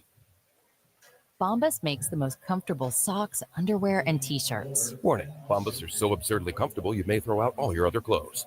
Sorry, do we legally have to say that? No, this is just how I talk, and I really love my Bombas. They do feel that good. And they do good, too. One item purchased equals one item donated. To feel good and do good, go to bombas.com/radio and use code radio for 20% off your first purchase. That's BOMBAS.com/radio and use code radio at checkout. Still getting around to that fix on your car? You got this. On eBay, you'll find millions of parts guaranteed to fit. Doesn't matter if it's a major engine repair or your first time swapping your windshield wipers. eBay has that part you need, ready to click perfectly into place for changes big and small. Loud or quiet, find all the parts you need at prices you'll love. Guaranteed to fit every time. But you already know that. eBay. Things, people, love. Eligible items only. Exclusions apply. You're listening to Auburn Baseball. Now, more of the Tigers and Trojans from Plainsman Park. 5 in the second, another run for Troy in the first, or in the third. Auburn with its 4 runs in the first. Tigers trail 6-4 as we move to the 4th inning. To take you through the middle 3 innings, here's Brad Law. All right, Andy, thank you very much. 6-9-2, the line for the Trojans. 4-3-1, the line for the Tigers. And it'll be Markham, Cabell, and Bryan due up for Troy. Troy swept Bellarmine on opening weekend. Tigers took 2 of 3 from Holy Cross. Troy won those games over Bellarmine 23-6, 7-3, and 7-3. Markham stands in, and the first pitch from Sanders missed a little bit low for ball one. Markham is 0 for 2, a line out to short and a foul out to the left side. He takes a strike to even the count at 1-1. It's a Troy team that was picked second in the Sun Belt preseason. 1-1. Off speed, just missed the inside corner, and it's 2-1. So Auburn has played the preseason favorite in the Patriot League and now the preseason second pick in the Sun Belt. There's a bunt fouled back to the backstop by Markham. Pike Road native fouls it away to even the count at 2-2. Auburn with 4 in the first. Troy with 5 in the second.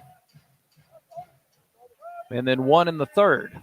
And now we're in the top of the fourth. Sanders rocks and fires and gets a swing and a miss. Off speed, and Markham chased it down and away. First strikeout for Sanders. 1 away in the fourth. Troy batted around in the second inning. Sent 10 to the plate. Took the lead, then added a run in that third inning. Now here's the number 3 hitter, Blake Cabell. He's doubled and walked. Cabell takes a ball low, 1-0. 6 for 12, 7 RBIs, 3 doubles. The pitch, missed down and in. 2 balls, no strikes. Right-hander Cam Tilley warming in the Auburn pen. 2-0. Off speed and in there for a strike, 2-1. Glad you're with us tonight on radio stations throughout Alabama, the Auburn Game Day app, watching on the Auburn Tigers YouTube channel. Pitch called strike.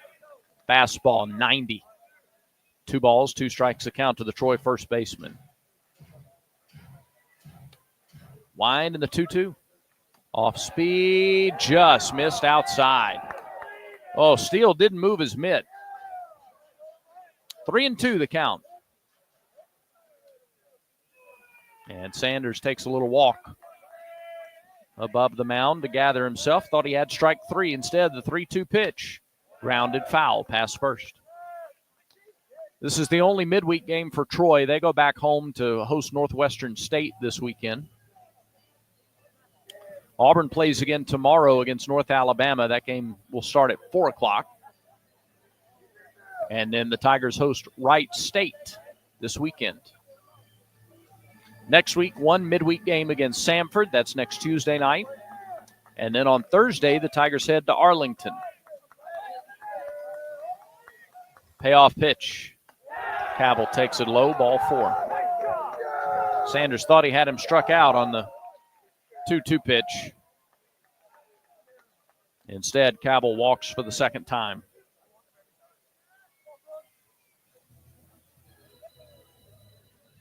That's only the second walk in the game issued by Auburn pitching. Both of them have been Cabell.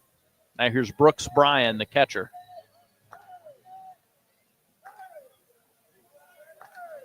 He's driven in 5 on the season. Pitch. Downstairs, ball 1. Bryan drove in a couple with a base hit in that second inning. He's also flied out to right. 1-0 pitch. Outside corner, there it is a strike. It's 1-1. Sanders, 37 pitches. An inning and 2/3 of relief to this point. The 1-1 from the freshman. Fastball missed a little out. 2-1. Jimmy Janicki waiting to hit next. Tigers looking for a double play ball. 2-1 pitch. Swing and a miss. Popped out of Steele's mitt. 90 on a fastball, a little bit up. 2 balls, 2 strikes. Bryan, a lefty. A lot of lefties in the lineup tonight for Troy. Sanders comes set. And the 2-2 pitch. Low and outside, ball 3. A 1-out walk to Cabell. He's at first. 1 out, top of the 4th inning. 6-4, Troy leads. Sanders ready again. Looks to first, comes home. Swing and a miss. Got him with a changeup. Second strikeout of the inning for Jackson Sanders, and there are 2 away. And now here is Janicki.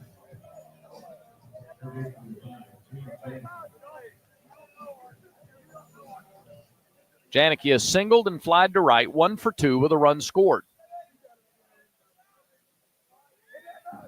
Right-handed hitter against the lefty Sanders. The first pitch to him, grounded hard to short. Fabian Gloves goes a short way for the force at second. And that's the end of the inning. A nice job by Sanders to pitch around the 1-out walk. No runs, hits, errors, 1 Trojan left on base. We head to the bottom of the 4th inning. Still 6-4 Troy. This is the Auburn Sports Network. Get comprehensive coverage of every Auburn basketball game right here on the Auburn Sports Network on the Regions Bank postgame show. Analysis, scores, stats, plus an exclusive interview with head coach Bruce Pearl. Regions Bank is proud to be the official bank of the SEC. Don't go anywhere after the final buzzer. Stay tuned for the Regions Bank postgame show only on the Auburn Sports Network. Children's of Alabama is excited to partner with Auburn Baseball because at Auburn, it's about making a difference on and off the field. The team is thrilled to introduce Hits and Sits, where all proceeds will benefit Children's of Alabama. Step up to the plate and sponsor a home game. You can sign up by visiting bc5foundation.org. Choose a game and a strikeout or a hit. It will be echoed beyond Plainsman Park into the lives of families at Children's of Alabama. Sign up today at bc5foundation.org. War Eagle.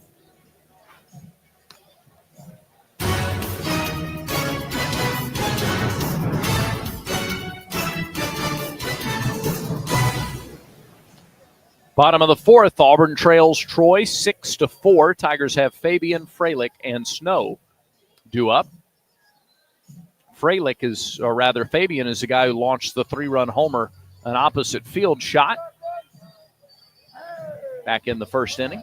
Hey, Conecuh Sausage is the official sausage and hot dog of the Auburn Tigers. Conecuh Sausage is a game day favorite, always great on the grill. Pick up a package at your local grocery store or visit the Conecuh Gift Shop in Evergreen, Alabama off I-65 at exit 96. Took the kids there to the Conecuh shop on the way to the beach over the summer. We almost ate a full day of our trip just in the shop. Here's Fabian. First pitch swinging. Fouls it off left side on the ground. 0-1. Fabian now 5 hits on the season, a home run and a triple included. He's driven in 5 runs. The 0-1 pitch. Line drive, base hit into left field. Knocked it through the 5-6 hole for a single. Threw something off speed and left it up and over the heart of the plate. Fabian with a solid single between Janicki and Watts. Boy, belt high, hanging. Yeah. Slinker. Two for 2 on the night for Derek Fabian. Yep. And a good start to the 4th inning. Here's Chase Freilich.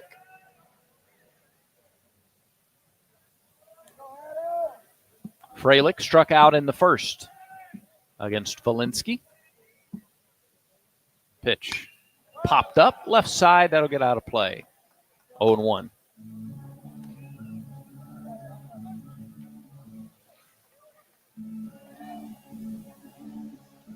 Freilich, 3 for 6 on the season. Big frame. Pitch. Caught the outside corner. And the big fellow's behind 0-2. He moved to third with the hamstring injury to Eric Guevara late in that ball game on Sunday. Got the start at third base for Auburn tonight. 6'2", 226, the freshman. Here is the 0-2 pitch.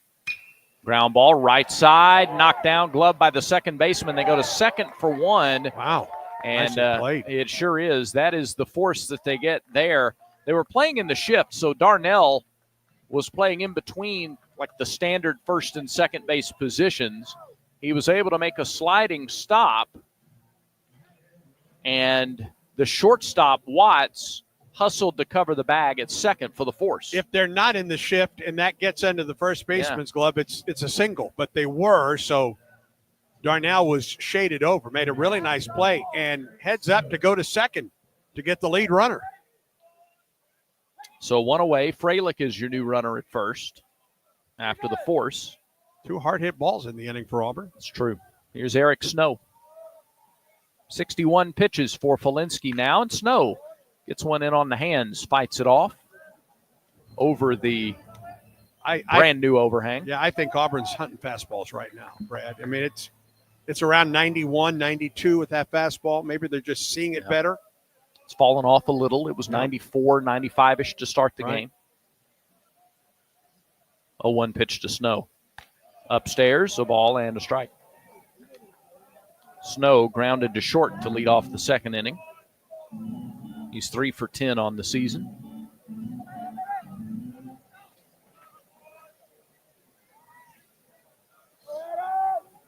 Freilich gets a modest lead at first base. Here's the 1-1. Snow takes it off speed pitch, off the outside corner, 2-1. It has not been a big strike zone on the outside corner either side. No. Today. The high strike has been there a few times, but you're right. The corners have been tight. 2-1 from Felinsky. Fastball, fouled back. 2-2. That had some giddy up on it at 93 and down in the zone. And that's what he's fighting to do right now, is to keep it down in the zone. These Auburn hitters can get a beat on it otherwise, especially if they're looking fastball. Pitch clock at 11, 2-2 on the way to Snow. Fastball chopped left side on the ground, foul. He went way down to get that one. That's probably ball 3 if he lets it go.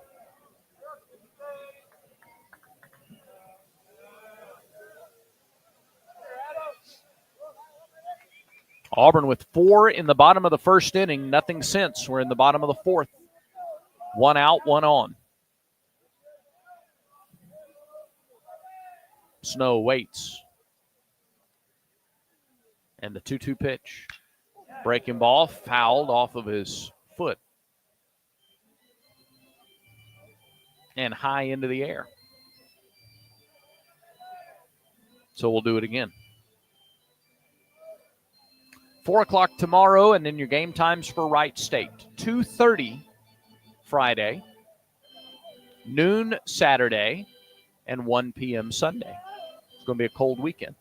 Yes, it is. We'll play those games in the sunshine. I think that's a good idea. I do too. I think it's very wise. All right, we're ready. Another 2-2 pitch. Fastball popped up. Back, and that'll get it well out of play. Ryan gave it a look-see, but that was over us. Still 2 balls, 2 strikes. So another long at bat. Ballou had a long at bat earlier in the ball game, and that resulted in a walk. Freilich's first at bat was a long one. Felinsky struck him out, but saw a lot of pitches. 68 pitches now for the Troy starter. We're in the fourth. The delivery. 2-2, missed a little bit high. And the count's full.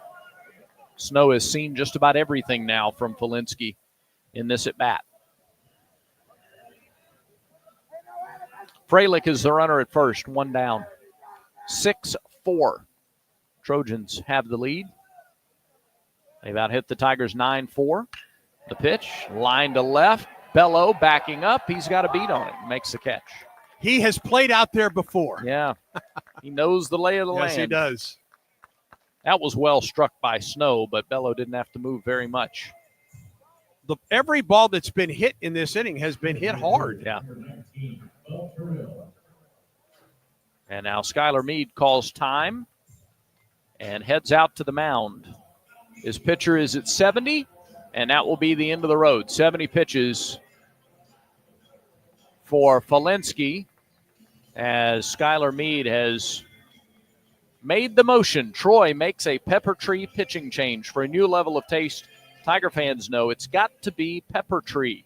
For the best wine selection and the finest cuts of meat, visit Pepper Tree in Auburn or Montgomery or online at steaksandwine.com. That's steaks, the letter N, wine.com. It's a Pepper Tree pitching change for Troy.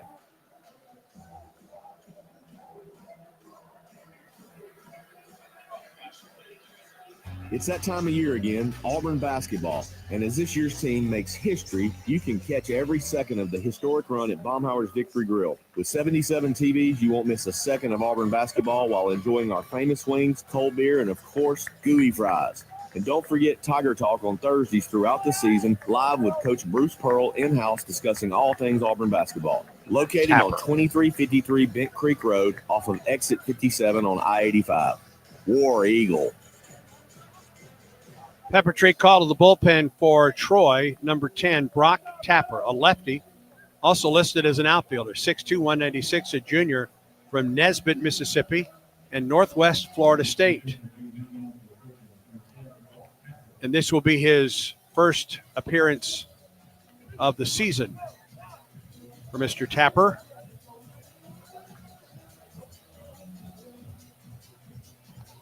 Now, he's a lefty, so I wonder if we see Bub called back and Auburn goes to a righty. Gabe just went out, said something to him, and he stayed out there, so we'll see.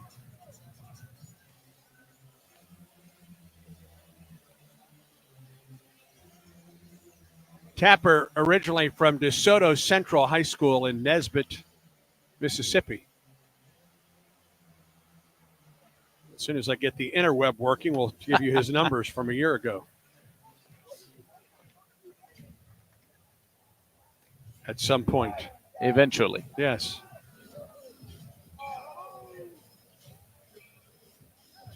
I'm going to try to help you. Let me see if I can get you. Finally got it. All right. 20 appearances at Northwest Florida State, 10 starts, went 8-3 a year ago. Struck out 74, just 18 walks in 62 and 2/3 innings of work. Opponents hit 213 against him. Hit 358 at the plate. Fastball in the upper 80s, slider in the upper 70s. Got a changeup as well. And so a three-pitch guy, that's what we'll be on the lookout for here from Brock Tapper. Different look. Troy goes from the righty Falinsky to the lefty Tapper. Terrell stays in. And we'll see what he can do. He drew a walk against Falinsky back in the second inning. Bats here with a runner at first and 2 outs. Tigers trail by 2 in the bottom of the fourth. The pitch. Bounced up there, blocked by Bryan. 1 ball, no strikes.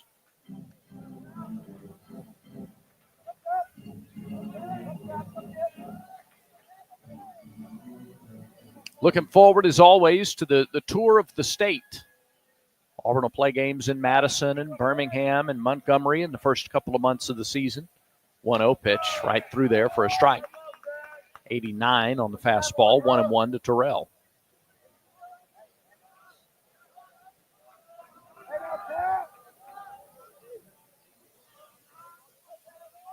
Runner at first is Freilich. Tapper's pitch. Ground ball, left side, tough play. Backhand, Watts, long throw, no chance. It was too deep in the hole, it's short. It's impressive that Watts gloved the ball. Left-handed hitter, he was shaded toward the bag at second. He had to run a long way just to keep that ball on the infield. No chance to throw out Terrell, who has his first Auburn hit. So they're first and second with 2 outs for the top of the order. Bristol Carter.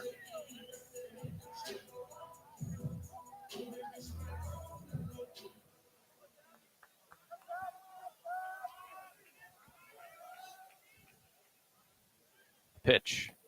Right through there with an off-speed delivery. And it's 0-1. Carter has bounced out a couple of times. Get into a double play in the second. Right-handed batter, 0-1 pitch. Outside. 1-1.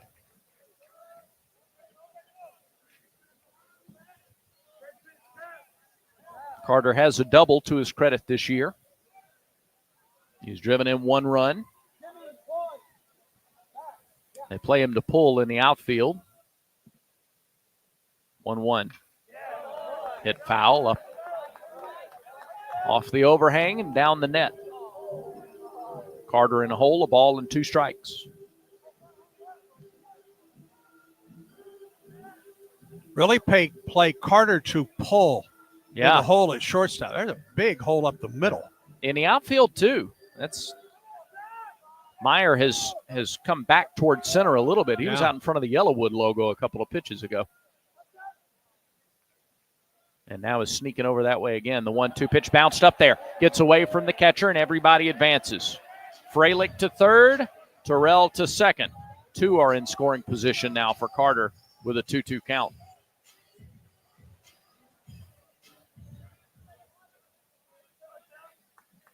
Auburn is 3 for 6 with 2 outs in the game so far.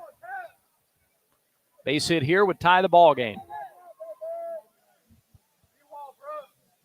Tapper with his light blue glove comes set left of the rubber. The 2-2 offering.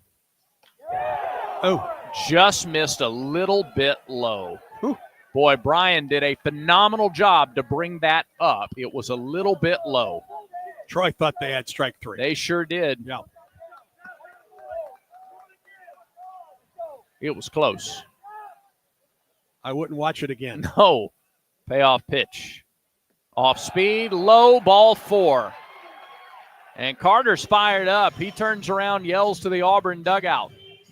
Little inspiration. Bases are juiced for Cade Ballou.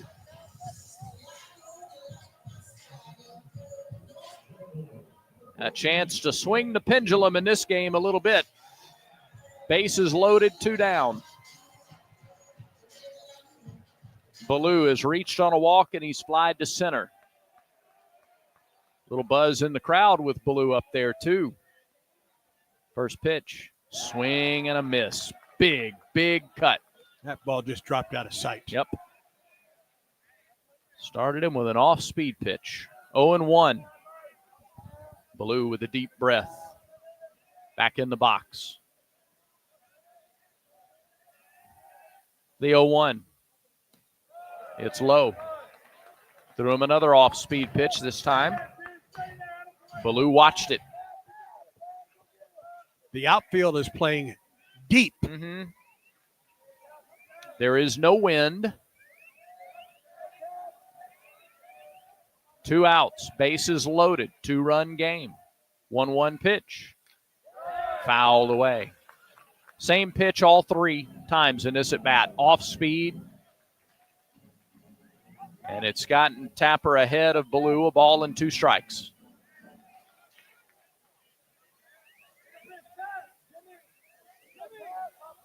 Cade right back in there. Slightly open stance. Here's the 1-2. Check swing. Did he go? He did not. He took one high. Fastball. Ballou flinched but didn't offer at it. And it's 2-2. I think he comes back down in the zone off speed here. I do too.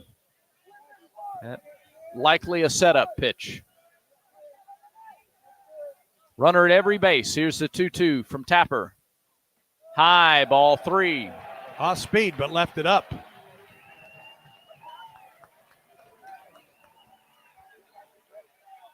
And now what does Tapper do? He waits for his head coach to come out. That's what he does.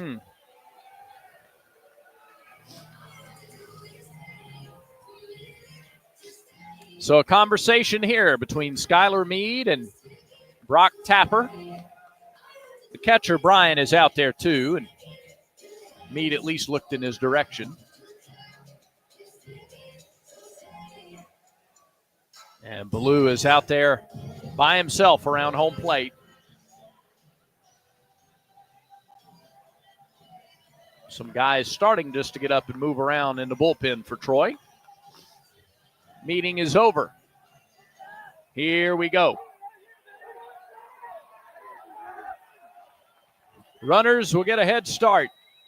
The payoff pitch to Ballou. Here it is. Called strike 3 on the inside corner. A fastball. Ballou doesn't like it. Good pitch. But Brian DeBrouwer rings him up. And the inning is over. Auburn is turned away. No runs. 2 hits, no errors, and the Tigers leave them loaded. Pitch was off the inside corner. We're through 4. Tigers trail 6-4. Auburn baseball continues in a moment. When the game is on the line, you want someone you can count on. At Alabama Power, we believe in consistency and having each other's back. It's our game plan to safely deliver the electricity you depend on. We give 100% to achieve 99.9% reliability. Learn how we power a better Alabama at alabamapower.com/reliable. Alabama Power is a proud supporter of the Auburn Tigers. This is Coach Bruce Pearl on the Ford F-150 Highlight Show.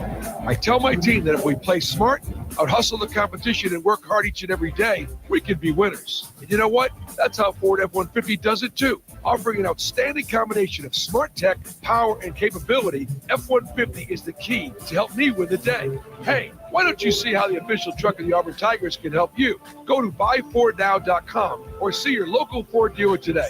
War Eagle.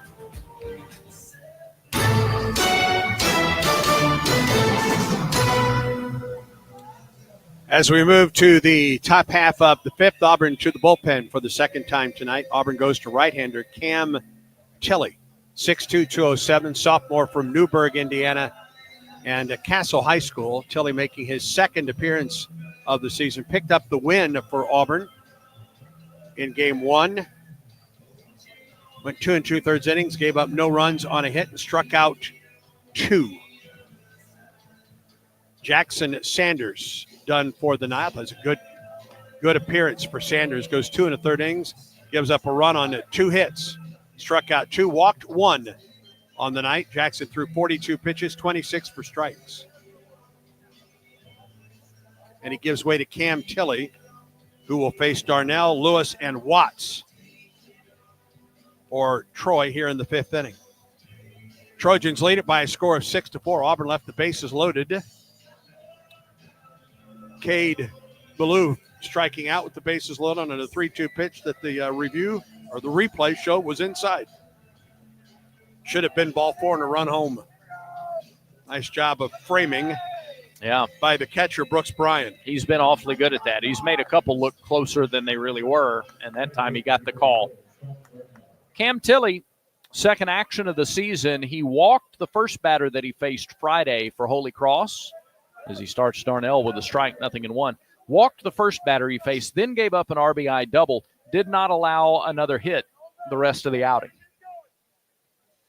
So he settled in really well after that. Here's the 0-1 to Darnell. That's a fastball that missed low. A ball and a strike to the Troy second baseman, who has singled, scored a run. He's also grounded out. 6, 7, and 8 hitters. Fastball again, and that misses low again. 2-1.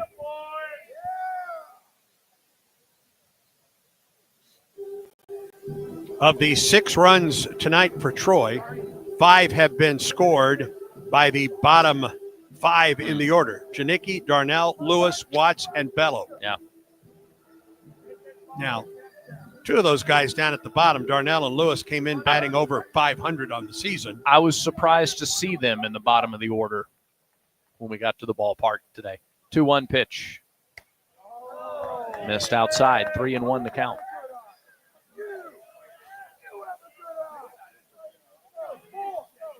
Yeah, Darnell 6 for 11 now on the year. 3-1 pitch. Now that was a strike to Bello. Yeah, missed the inside corner. That was a strike to Bello to end the last inning. And a leadoff walk. Troy has the leadoff man on for. Yeah, home plate umpire starting to hear it from the Auburn dugout because that was strike 3 one batter ago to end the bottom half of the fourth inning. Is Shane Lewis. He's already doubled in a run and scored a run tonight. First pitch to him is downstairs, ball 1.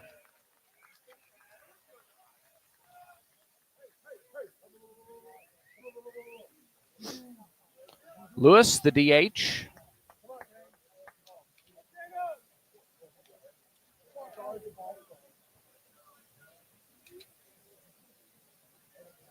From Vicksburg, Mississippi. The pitch. There's a strike. 1-1. Tilley, the third Auburn pitcher of the game. Curveball was really working for him Friday. There's that curve, and it got the inside corner. 1-2.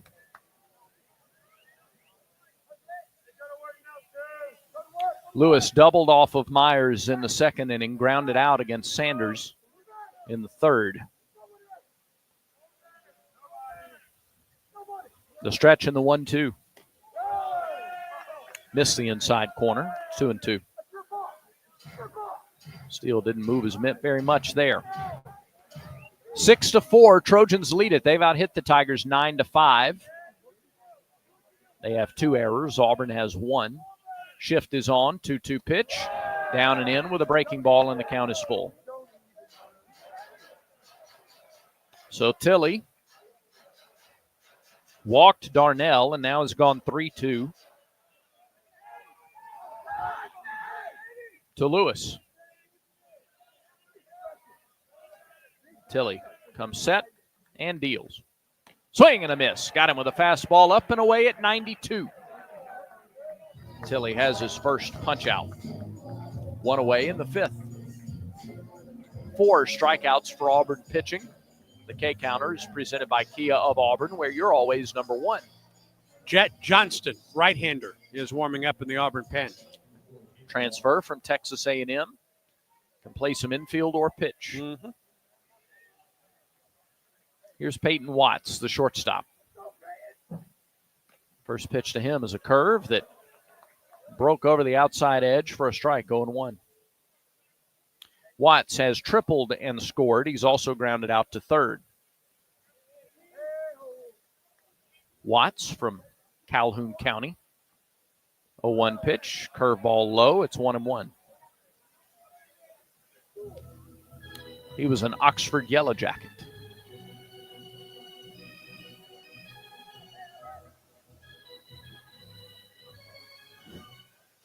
And now you know. Thank you. Yeah.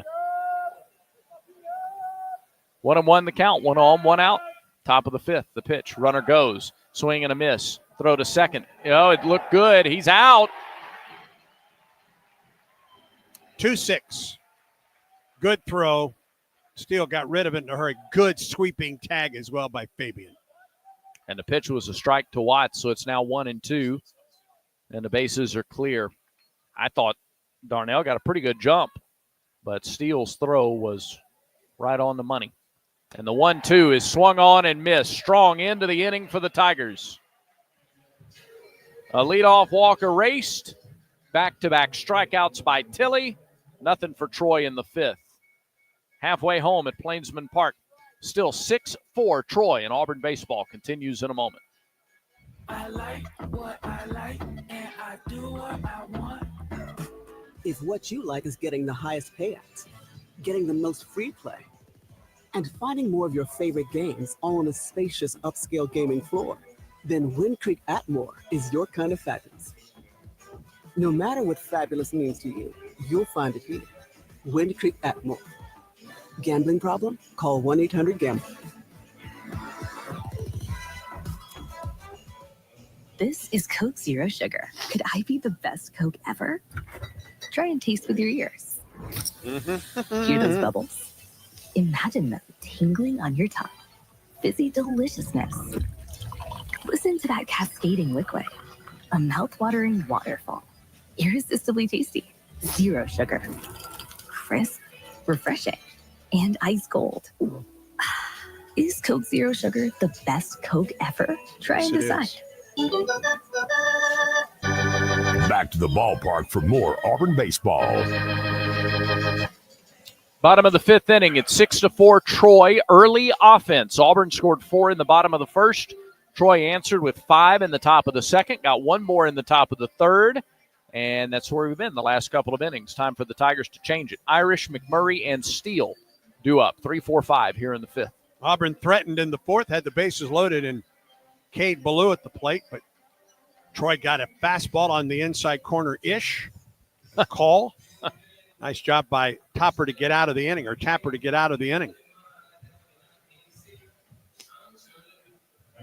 So here's Ike Irish. A single, an infield single in the first. He came around to score later in the inning. First pitch, swing and a miss. He was out in front of a changeup. It's a totally different look with Tapper as compared to Felinsky, a righty and lefty, but also Tapper just doesn't throw with the velocity. The 0-1 is a called strike. Another off-speed pitch, and it's 0-2. And now the Trojans wheel over into the shift.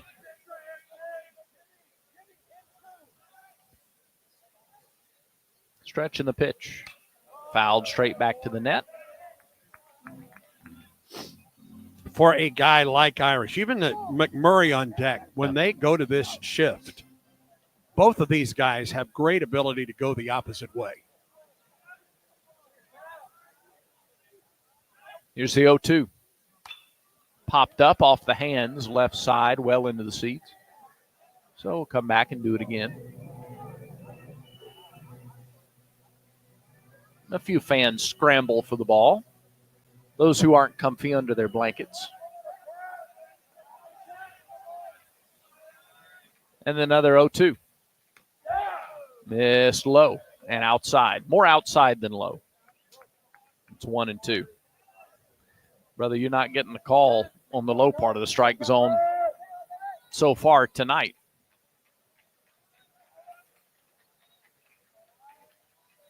Now the 1-2 offering. Fouled away, and you could see Irish just hang with that, dip down low with the changeup, and foul it off to stay alive. Sent that over the head of Cooper McMurray in the on-deck circle. Or just outside the on-deck circle. Yeah. It's more of a suggestion than a true parameter. 1-2 pitch. Changeup, miss low. 72. And it's 2-2 to the Auburn right fielder. Ike started the first 2 games behind the plate. He started the last couple in right field.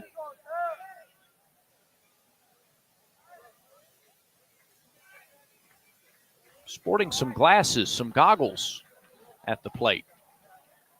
I haven't noticed that the last 2 years. 2-2 pitch. Missed outside. Wow. It's just off the plate. You better get it there with Brian DeBrouwer. 3-2. Irish will take it. Payoff pitch. Fouled back. Another good at bat. It's a good battle here. Yeah. Tapper's not going to blow him away with the fastball, but boy, he is nibbling at the corner. Irish with no sleeves, no long sleeves anyway. 3-2 pitch. Inside, ball 4. Good at bat. Really good at bat. That pitch is a lot like the one he threw to Ballou. Yeah. To end the fourth. Maybe a little further in. Maybe a little further in. Yeah. And that's just a really good at bat by a really good hitter. Yeah. Irish is at first to lead off the 5th inning. Here's Cooper McMurray. McMurray has singled and struck out.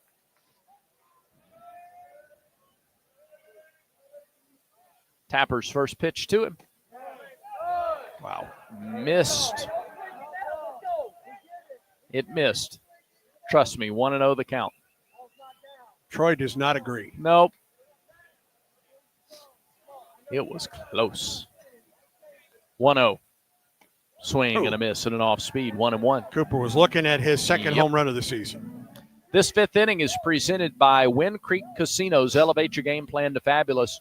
Play the hottest games, win fabulous rewards at Wind Creek Casinos and on the Casinoverse app. Fabulous. Here's the 1-1 to McMurray from Tapper. It's over for a strike, and it's 1-2. Well-placed fastball. They shift against McMurray. Cabell holds the runner at first.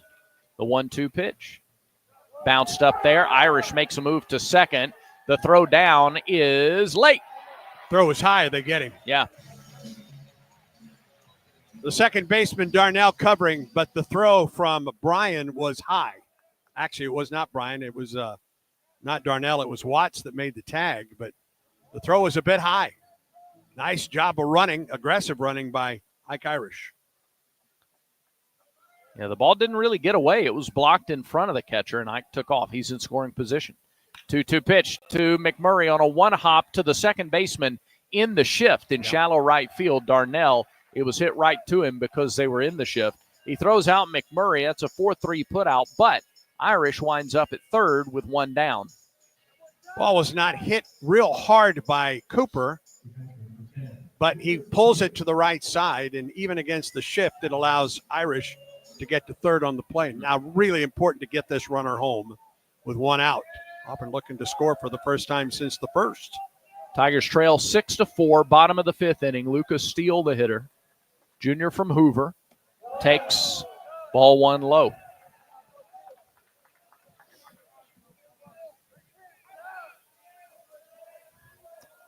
Steele has reached on an error and scored. He's also struck out. That was against Felinski. 1-0 from Tapper. Catches the outside edge, and now it's 1-1. Off-speed pitch. Evens the count to the Auburn catcher. One out, runner at third. Anything in the air deep enough in the outfield will do. 1-1 pitch. Low with a fastball. 2-1. Fabian, who's 2 for 2, waits on deck. Right-hander Luke Lyon warming up in the pen for Troy. Tapper comes set, the 2-1 pitch. High fly ball, right field, long run, tough play, foul territory. Cabell, did he make the catch? He did make the catch. Tagging from third is Irish, coming home to score is Ike Irish. It's a one-run game, 6-5, Troy. A fabulous play by Cabell. Going behind the tarp to make the catch, but Irish was off as soon as he caught it. Throw was a good one, just a little bit in front of the plate, and Irish scores with ease. What really good aggressive running, getting to second for Irish on the wild pitch, and then on the sacrifice fly to score, make it a one-run game. Without a hit, Auburn has put a run on the board here. Here's Fabian. And the first pitch to Fabian is low for ball one. Fabian homered in the first, singled in the fourth.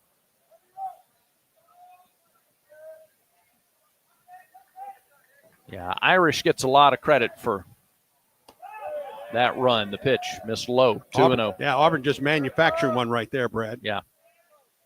And really a good aggressive base running by Ike Irish twice. A couple of times, yeah. Here's the 2-0. Fabian takes it a little bit low, 3-0. They're in the shift against Derrick. Don't see many right-handed shifts, do No, you? you don't. His homer was opposite field, 3-0. He's taken all the way, took a strike. 2 for 2 night for Fabian. That home run in the first and a single in the fourth. He's up to 6 for 14 for the year. 5 driven in, 3-1 pitch. Another called strike. Fooled him. He was looking fastball, and he got an off-speed pitch at 80. Bottom of the fifth inning, 6-5. Trojans lead. Tapper ready to go. Payoff pitch. Low, ball 4. He walked him. Fabian got ahead. Tapper filled up the count. Fabian stayed patient, got the walk. Second walk of the inning. Third walk by Tapper. And it gives Freilich an opportunity right here in the 5th inning. Freilich 0 for 2. He has struck out. Reached on a fielder's choice before he steps in. Let's pause 10 seconds for station identification on the Auburn Sports Network.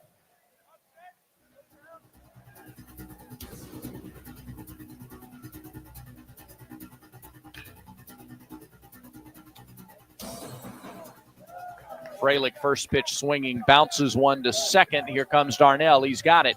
Throws on to first in time, and the inning is over. But Auburn gets a run back. They manufacture it. A walk, a wild pitch, a ground out, and then a foul out. And Ike Irish comes home with Auburn's 5th run of the game. We go to the 6th, 6-5. Troy leads it. This is the Auburn Sports Network. Where were you when this happened? Okoro, Purifoy to Okoro. Drives right past Neesmith to the hole and jams it with the right hand with a foul. Woo! Woo! You have always been my favorite. Hello, Powder Springs, Georgia. Don't miss the next heart-pounding moment on the Auburn Sports Network.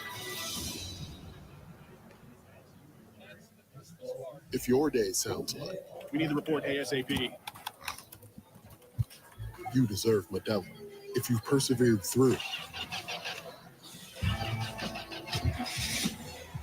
you deserve this rich golden lager with a crisp and refreshing taste. Or if you overcame, 2 more rings, 2 more. You deserve this ice cold reward. Modelo, the mark of the fight. Drink responsibly. Beer imported by Crown Port, Chicago, Illinois.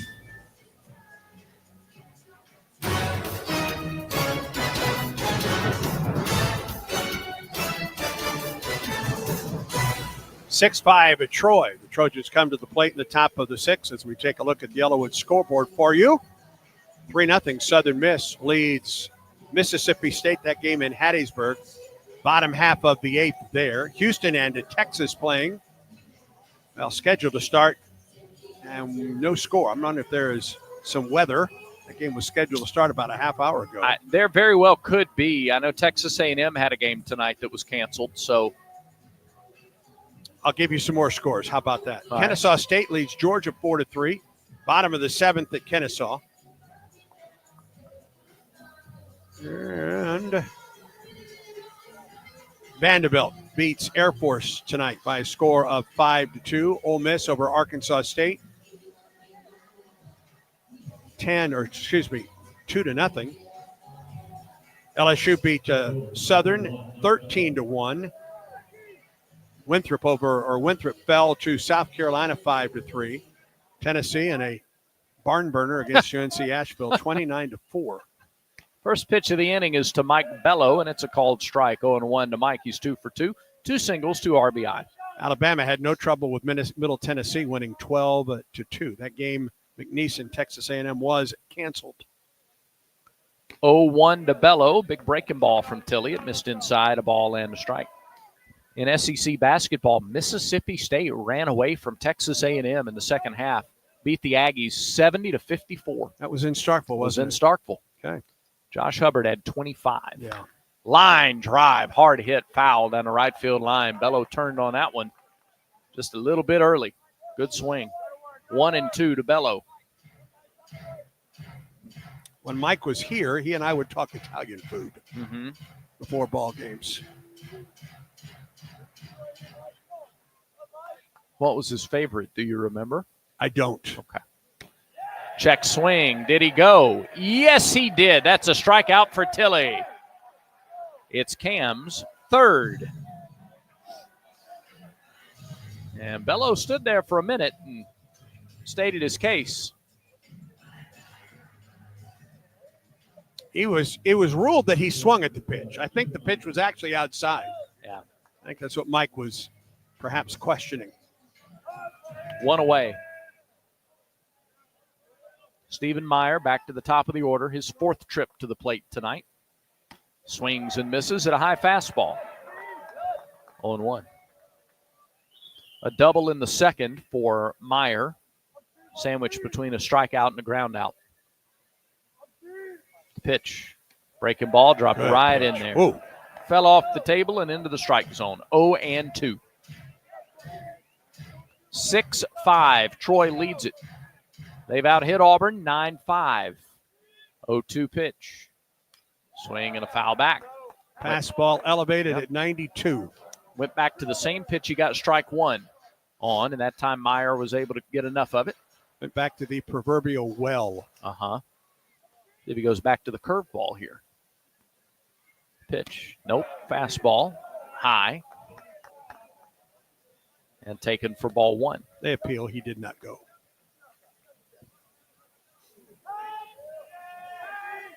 Pretty good crowd sticking around to watch a one-run ball game here in the sixth inning. The 1-2. Swing and a miss. There's Got your him with an curveball. off. Yeah, there's your curveball. Another strikeout for Tilly. That's 4 in a row for Cam. Auburn is looking for its first conventional 1-2-3 inning of the game. They'll need to get Markham to get it. Markham is 0 for 3. A foul out, a line out, and a strikeout. First pitch. Curve, outside, ball one. 7 strikeouts for Auburn pitching tonight.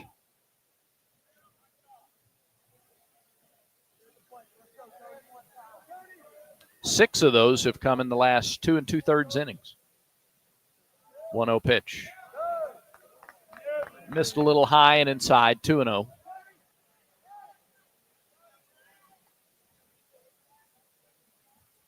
And now Butch Thompson has come out to ask something of Brian DeBrouwer. And they're having a shoulder-to-shoulder conversation.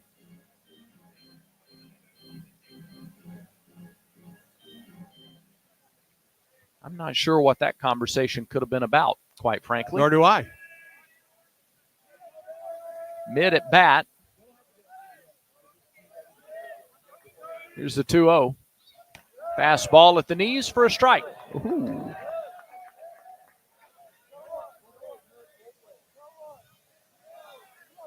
It's been borderline tonight. That time Tilly got the call. 2-1. Breaking ball, that's a strike. No question about that. Counts even at 2-2. Here comes the Auburn dugout. Here come the Auburn fans.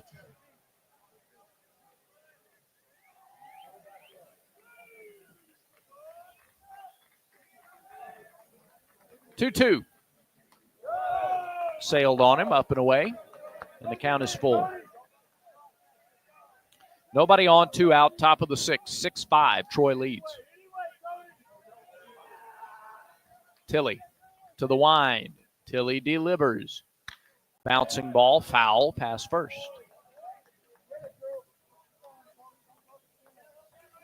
For tomorrow's game, that's a 4 o'clock start, broadcast in the Auburn area on ESPN 106.7.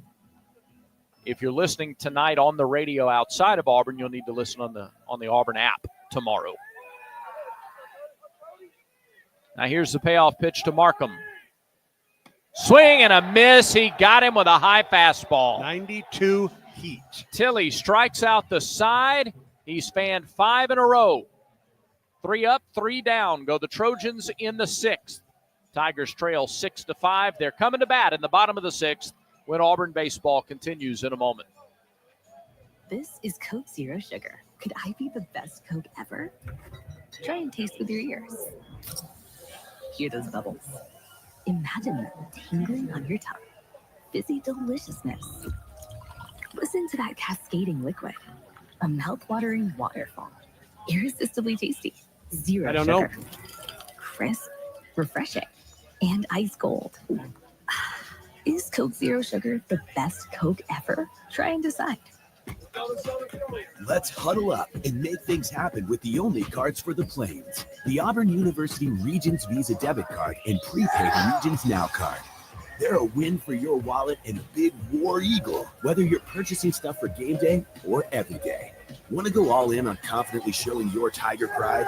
Order your card now at Regents.com/GoTigers. Regions, official bank of the SEC. Member FDIC. Terms, conditions, and fees apply.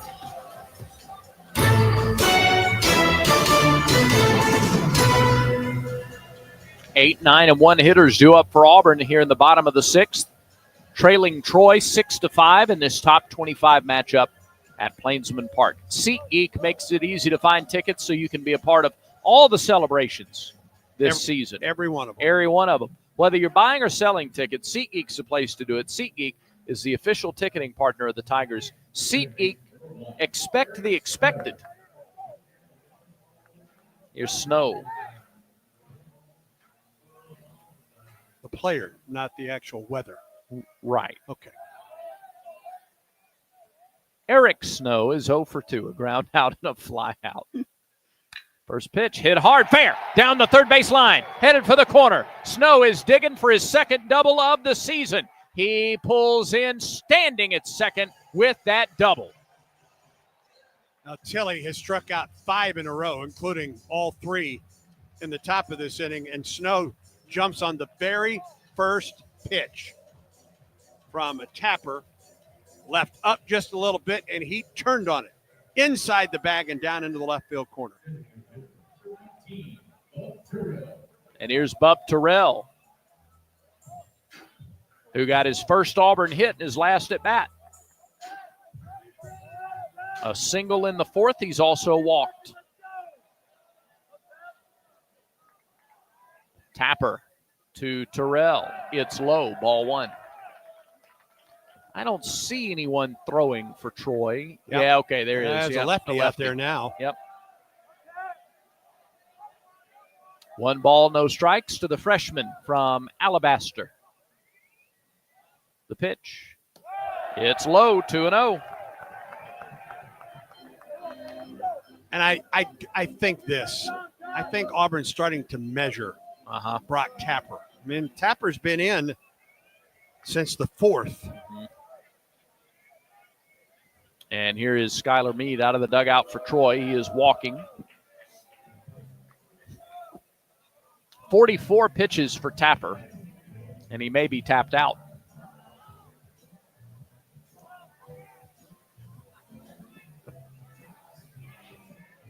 Is that number 46? That appears to be 46. Chase Nelson is number 46, a left-hander. He is a lefty. 6 feet, 215. And that's what they're going to do. That's exactly what's happening. So, it's still early in the year. It is a Pepper Tree pitching change for the Trojans. They're bringing in their 3rd pitcher of the night. Andy will have the numbers on him when we come back. I like what I like, and I do what I want. If what you like is getting the highest payouts, getting the most free play, and finding more of your favorite games on a spacious upscale gaming floor, then Wind Creek Montgomery is your kind of fabulous. No matter what fabulous means to you, you'll find it here. Wind Creek Montgomery. Gambling problem? Call 1-800-GAMBLER.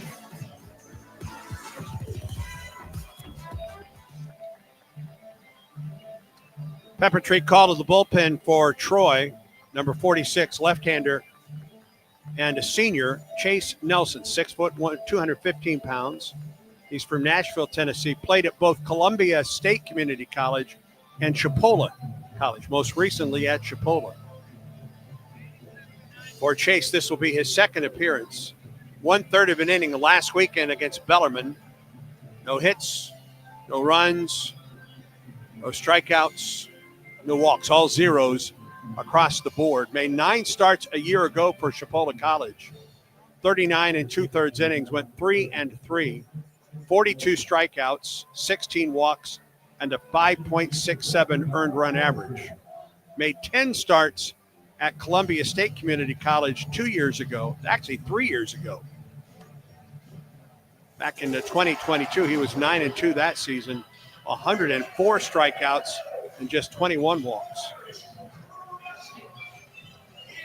And he inherits not only a runner at second base, Brad, but a 2-0 count. Yep, Bub Terrell, 2 balls, no strikes.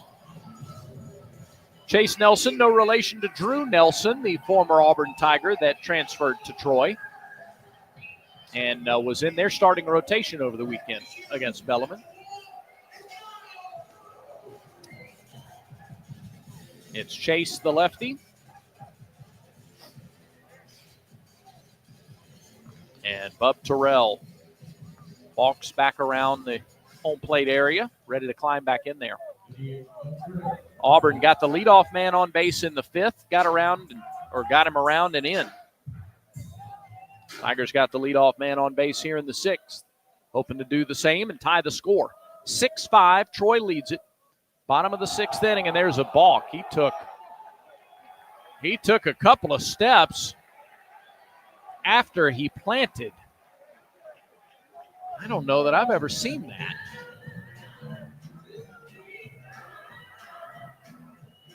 Wow, he stumbled. That's what it was. He was coming down with that front foot, and it actually planted before he wanted to. And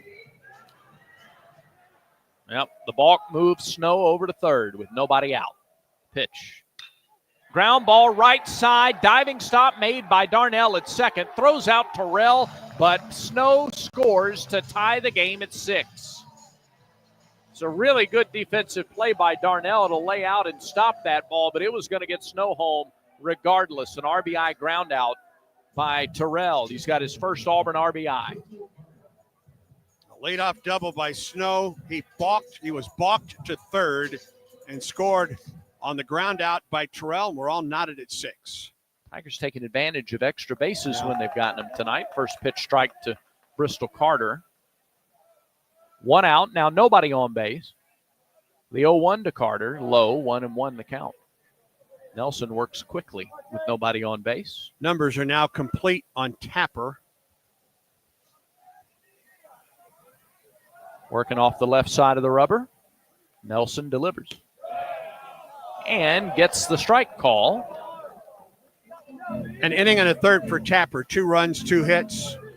Both runs earned, 3 walks, and a strikeout. 1-2. Bouncing ball back to the mound. Nelson gloves, underhand toss to first for the second out. 2 down for Cade Ballou. He's 0 for 2. He's flied out, struck out. He has walked and scored. In fact, he scored the first Auburn run tonight.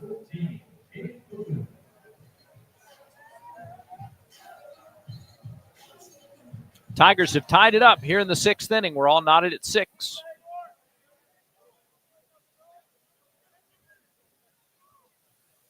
First pitch to Ballou is a strike below the knees, 0-1.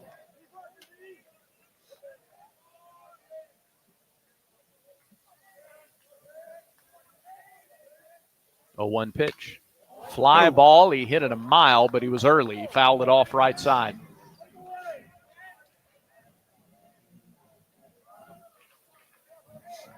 And now the shift is on as Nelson gets to 2 strikes on Ballou. Pitch. Down in the dirt. A ball and 2 strikes to Ballou. Started in left field for the Tigers tonight.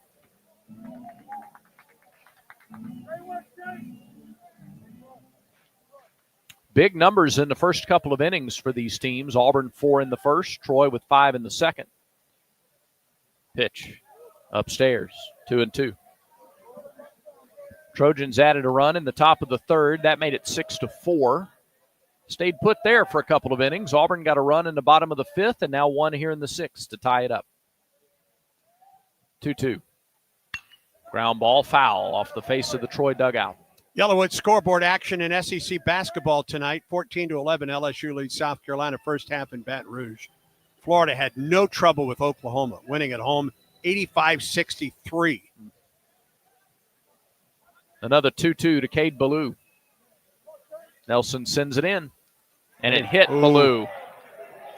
Yikes. I don't know where I got him, I think, on that front hand or that front. Maybe the forearm. Yeah. He doesn't wear any protection that I can see. Yeah. Cool night. Mm-hmm. I'm not exactly sure where it hit him. The big upset tonight in SEC men's basketball, Mississippi State at home upsets number 7 Texas A&M 70-54. That loosens up the SEC just a little bit more. It does. A&M falls to 9-4 in league play. Now, with a runner on and 2 outs, Irish steps in. He swings to the first pitch, grounds it foul right side of the Troy dugout, 0-1. They can't go into the full shift. Janicki is still at third, but Watts at short has moved over to second, and Darnell is in shallow right field, so it's almost a full shift. And the runner goes from first, and the throw to second is in time and got him. Watts was falling down and just caught the ball and held it out and placed the tag on Ballou for the third out. Hold on. Is Auburn going to ask for a review? I guess not. Ike Irish thought he was safe.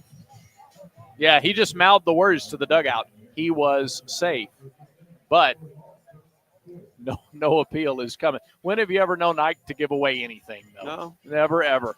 So that'll be it. That'll be it for Auburn. The Tigers do tie it up, and Irish will be at the plate to lead off the 7th. Tigers get a run on a hit, a balk, no errors, and nobody left on base. We're through 6. 6-6 our score. This is the Auburn Sports Network. When the game is on the line, you want someone you can count on. At Alabama Power, we believe in consistency and having each other's back.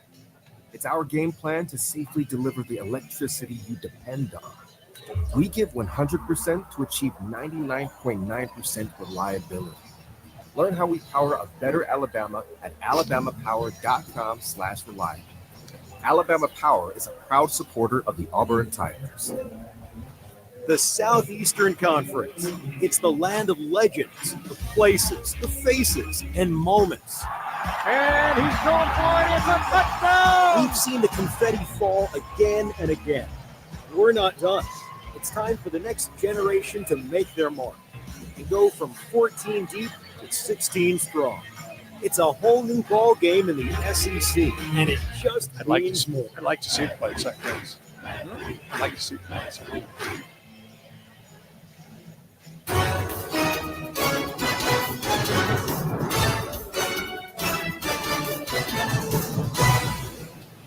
Three innings to go. Why would a top 25 matchup not go like this? 6-6 our score. We go to the 7th. Let's turn it back over now to the voice of the Tigers, Andy Burcham, to take you home. 3, 4, and 5 hitters to face Cam Tilley. First pitch to Blake Capel. He fouls it out of play off the left side. He's been on base all 3 times tonight. Walked twice. He's doubled. Pitch on the way. Curveball, nice one from Tilley in there for a strike. The ball's in 2 strikes. Tilley has struck out 5 straight batters. 0-2 pitch. Here it is. Missed it high and away. A ball and 2 strikes. War Eagle Plus is here. Sign up for the new streaming video and content platform for Auburn Athletics. It offers fans an insider's look to the student athletes and coaches on the Plains. For more information, go to wareagleplus.com. 1-2, swing and a miss. 6 consecutive strikeouts by Tilley. That was another of the curveballs. All 6 strikeouts have been swinging. 1 down in the 7th. Cabell retired for the first time tonight. Here's Brooks Bryan, the catcher. 1-4-3 with the strikeout. He's also singled home 2 runs. Wind and the pitch from Tilley. Drops in for a strike. A line out to right in the first for Bryan. Singled home 2 runs in the second. Struck out swinging in the 4th. Now the 0-1. Ground ball right side. It's foul. No balls and 2 strikes. And Auburn with the shift. And when Auburn does this, it takes the third baseman, Freilich, and puts him near the second base bag and leaves Fabian on the shortstop side of second. And Snow is 15 feet into the outfield grass. Here's the 0-2 pitch. Fouled off on a pitch down and in from Tilley.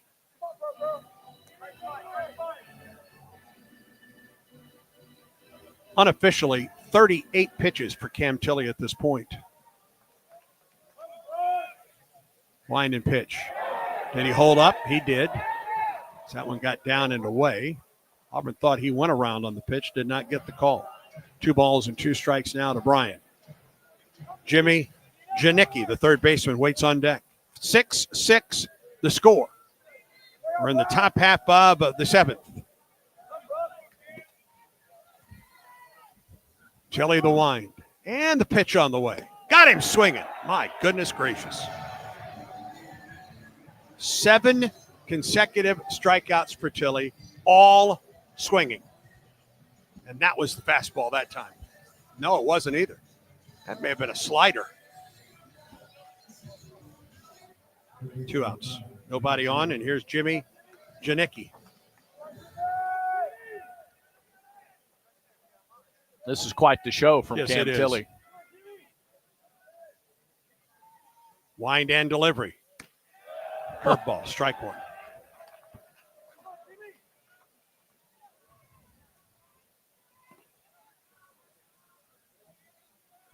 Oh, 1. It drops low. 1 ball and 1 strike.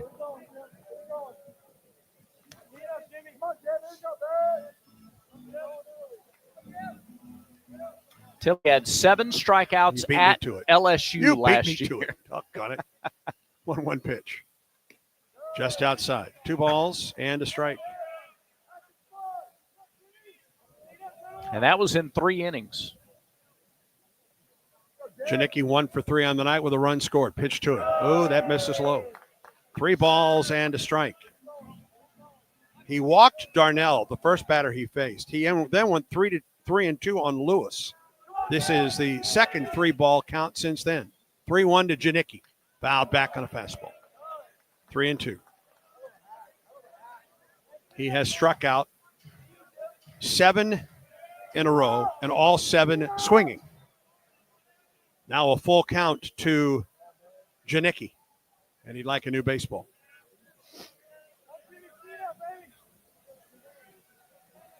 Tilly off the wind in the pitch. Did he go? They'll appeal. Oh, they'll say he didn't. Oh, dear. Oh. Appeal to the first base umpire, and Brian Hale said he didn't go. It's a walk, a 2-out walk for Janicki. All right, shake it off. I'm sure we'll get another look. Not that it'll matter. All right.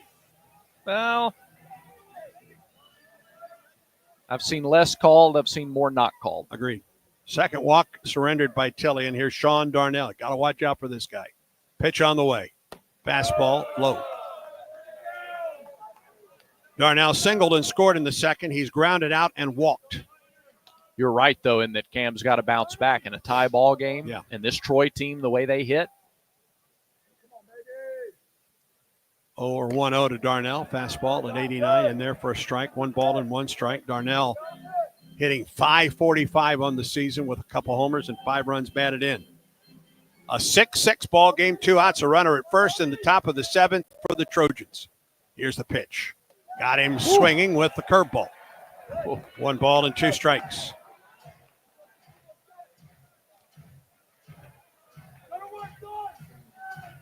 The shortstop, Fabian, shades towards the second base bag, and the third baseman, Freilich, is well off the third base line.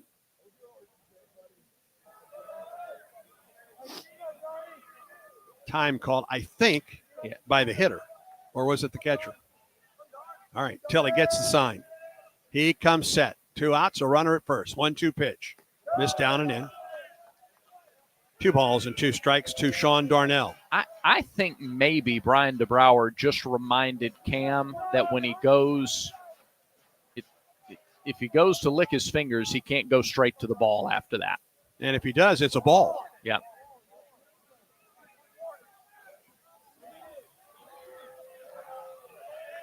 And that's just exactly what happened. That's what he's done. Yeah, it's 2-2. And Butch Thompson's coming out to argue, and the home plate umpire is telling him, I warned him once, and then he just did it. So I think is it 2-2 or 3-2 now? I think it's going to be 3-2. All right. Full count now to Darnell. I think. It is 3-2. And Tilly would like a new baseball. It's a cool evening. Wants to have a good grip. He cannot go directly from his fingers to the ball. Right. Apparently he did that. 3 balls and 2 strikes, the count to Darnell. Pitch on the way. Ground ball, chopper up the middle. 2 Fabian, 2 first, inning over. No runs, no hits, no errors. A man left. The Trojans have stranded at 6. 7th inning stretch time at Plainsman Park. Auburn and Troy. Number 24 against number 25. Tied at 6. This Auburn baseball continues in a moment. Let's huddle up and make things happen with the only cards for the Plains. The Auburn University Regents Visa Debit Card and prepaid Regents Now card. They're a win for your wallet and a big War Eagle, whether you're purchasing stuff for game day or every day.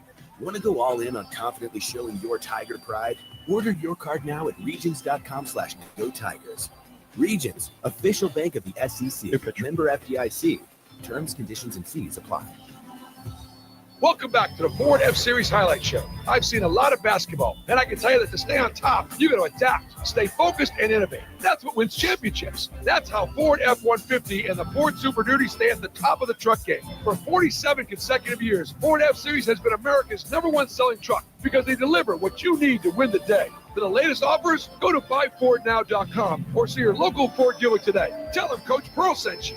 Based on 1977 to 2023 CY industry reported total sales. This game recap is presented by Regions Bank. Regions is a proud partner of Auburn University and the official bank of the SEC. 4 runs in the first for Auburn, 5 in the second for Troy, and that got us going. Single runs since then. Troy got 1 in the third. Auburn got 1 in the fifth, 1 in the sixth. We're tied at 6 as we go to the bottom of the 7th inning, and a pepper tree pitching change for Troy. Luke Lyon is in. Lyon is from Hattiesburg, Mississippi. He started out at Pearl River Community College. He's made 1 appearance this year, pitched 2 innings against Bellarmine over the weekend, gave up 3 runs, or rather 3 hits, 2 runs, walked 1. He struck out 4 in 2 innings, gave up a double, and hit a batter and threw a wild pitch. Last year for the Trojans, he was 8-3 in 15 outings. He started 11 games for Troy a season ago, had a 4.40 earned run average through 2 complete games, 73 2/3 innings, 72 hits, 36 runs, 23 walks, 54 strikeouts, and teams hit .255 against Luke Lyon last season. Lyon is on for Nelson, who went an inning, hit a batter, did not give up a run or a hit. Ike Irish, the first man to face Lyon. Ike on the night 1 for 2, a couple runs scored. Pitch to him, ground ball up the middle to the shortstop. Fields, drops, throws to first, and got Ike Irish by about a half step. Nice recovery by Peyton Watts. Ball was hit hard by Irish, but they had him positioned well. It's a new third baseman for Troy in the game.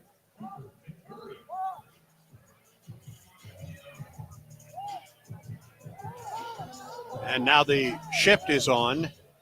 That third baseman is the only one on the left side of the infield. Here is Cooper McMurray, and the first pitch from Lyon misses outside for ball 1.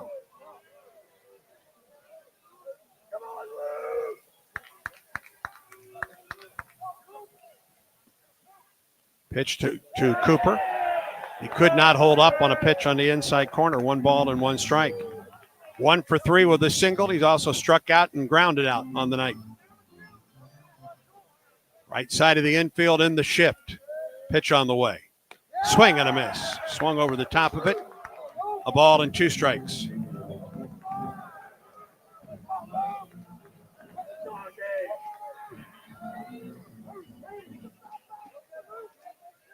Lyon off the wind in the 1-2.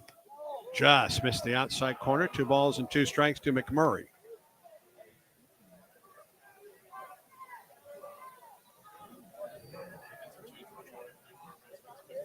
Jacob Wax is your new third baseman. 2-2 pitch to McMurray. A little bit low. Count goes full.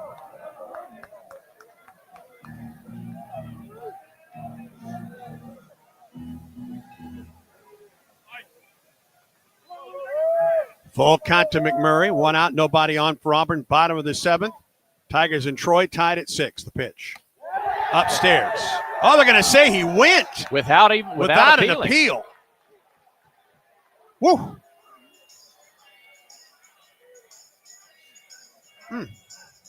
Would have loved to at least seen that appealed to third. Carl Nonamaker is too. He just stuck his arm out like, are you not even going to ask him?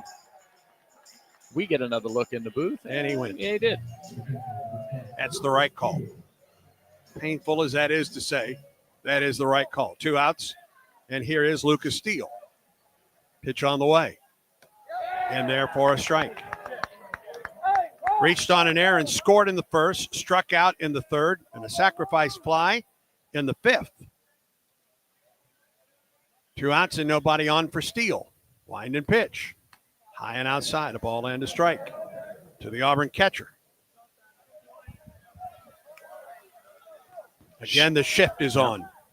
With fewer than 2 strikes, I just think they have to be careful pitching him on the outer half. 1-1 pitch. Swing and a miss. They came down and in, and he swung over the top of it. A ball and 2 strikes.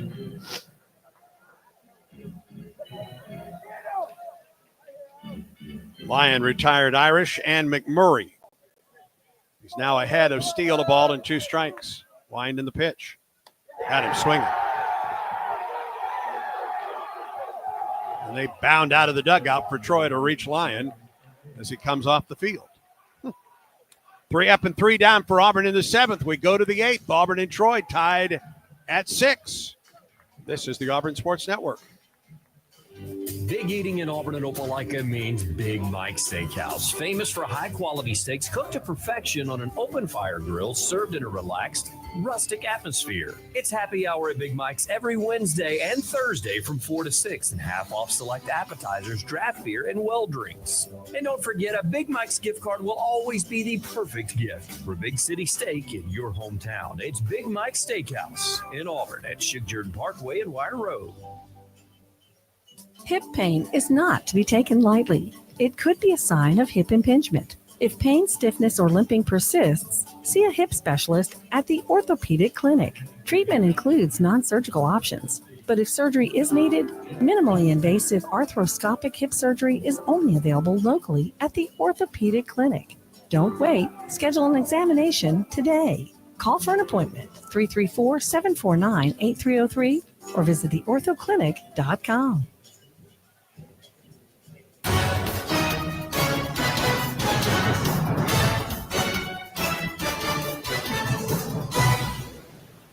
As we go to the 8th inning, a pitching change for the Tigers. Jet Johnston is in, 6 feet, 202 pounds, a sophomore originally from Knoxville, Tennessee. He's a transfer from Texas A&M. Made 3 starts in the field, appeared in 13 games for Texas A&M. He was twice a relief pitcher. A utility player that was sometimes used as a pitcher for the Aggies, and he's got the opportunity to come in. He'll make his Auburn debut here tonight in this game as we go to the 8th inning. Cam Tilley was fantastic. 3 innings, 2 walks, 7 strikeouts, no hits allowed. He threw 52 pitches in 3 innings, and 30 of them were strikes. So Tilley is out. Jet Johnston, the 4th pitcher of the night for the Tigers. Bottom third of the order due up for Troy, starting with Shane Lewis, the leading home run hitter on the team here in the 8th inning. Lewis is 1 for 3 on the night. Singled and scored in the 2nd. He's grounded to short and struck out. Auburn plays him to pull the pitch. He misses down and in. Tilley was marvelous tonight for Auburn. Tied a career high with 7 strikeouts. A ball and no strikes to Shane Lewis. Pitches on the way. Swing and a miss. 92 on that fastball. And he was trying to hit it to Troy with that swing. 1-1. Don't miss with this guy. Johnston off the stretch. Here's the 1-1. Swing and a miss. 91 on the fastball. 1-2. Not a whole lot fancier those last two pitches. Auburn will go to the shift and bring Freilich over to play just to the right of second base. Skylar Meade, the head coach, is out to talk it over with Lewis. I think he's telling him, you don't have to swing out of your shoes? I'm not sure he's telling him that. Maybe. Frankly. Okay.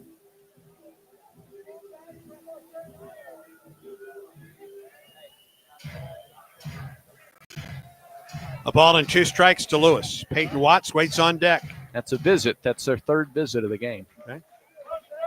1-2 pitch. To Lewis. Here it is. Got him swinging. Took something off of that, but that had some wicked movement down. Sure did. And set him up masterfully with back-to-back fastballs to get strikes 1 and 2.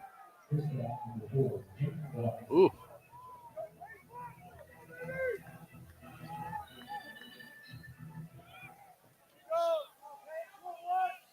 The 11 strikeouts tonight for Auburn pitching. Here's Peyton Watts. Line in the pitch, shows bunt, goes after the bunt, comes up empty. Watts grounded to third. In the third, he tripled to right and scored and struck out.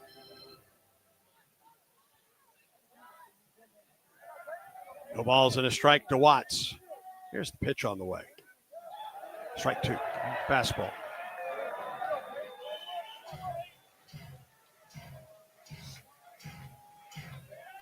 Auburn and Troy are tied at 6. 1 out, nobody on for the Trojans in the top of the 8th. The stretch and the 0-2 pitch, here it is. It misses low, a ball and 2 strikes. And Watts, to his credit, he went into a squat and followed it with his eyes the entire way. Didn't offer at it. A ball and 2 strikes. Stretch and delivery, here it is. Fouled off.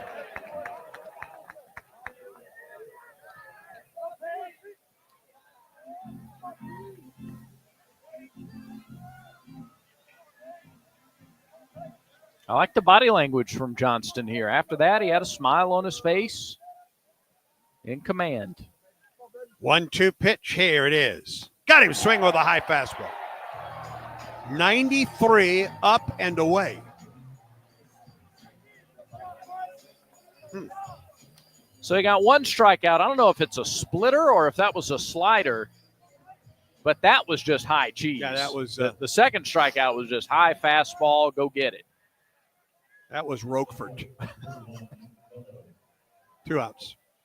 And here's Mike Bello, who's had a really good night. 2 for 3 for Bello with a couple runs batted in and a run scored. Pitch on the way. Takes it low.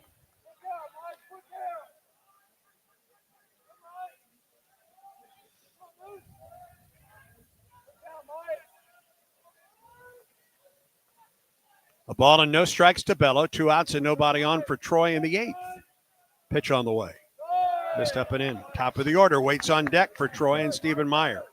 It's a guy in Bello who drove in 11 runs all of last season for Troy. He's already got 6 this year in their first 4 games.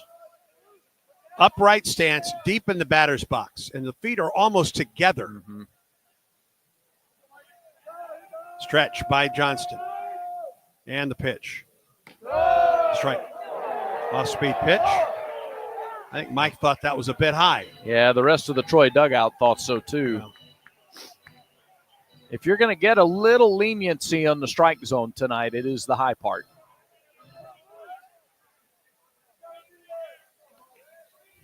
Johnston comes set. 2 outs and nobody on for the Trojans. The 2-1. Strike 2. That pitch was better. Yeah. Curveball, and it was in there for a strike.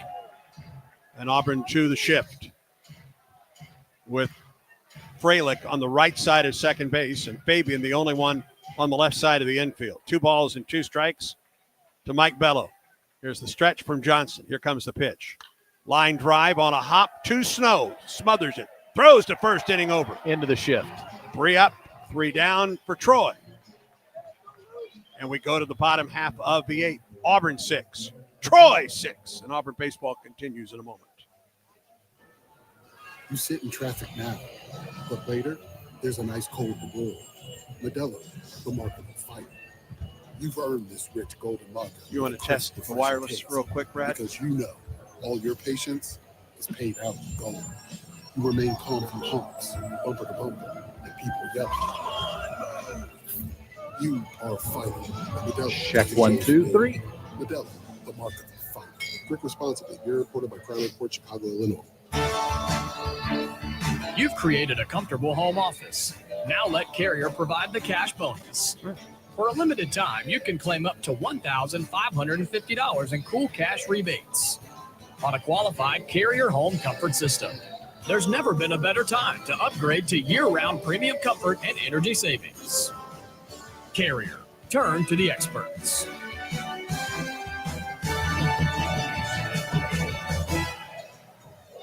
Back to more Auburn baseball against the Troy Trojans. Luke Lyon came on in the 7th for Troy and set down Irish, McMurray, and Steele in order. Jet Johnston came on for Auburn in the top of the 8th and set down all 3 men he faced. A couple strikeouts and a groundout. We go to the bottom half of the 8th with the Tigers and the Trojans tied at 6. 4 for Auburn in the first. Troy took the lead with 5 in the second, added another in the third. Auburn was single runs in the 5th and the 6th. And we're all knotted up. Troy has out-hit Auburn 9-6. 2 errors for the Trojans, 1 for Auburn. Troy has stranded 6, Auburn 5.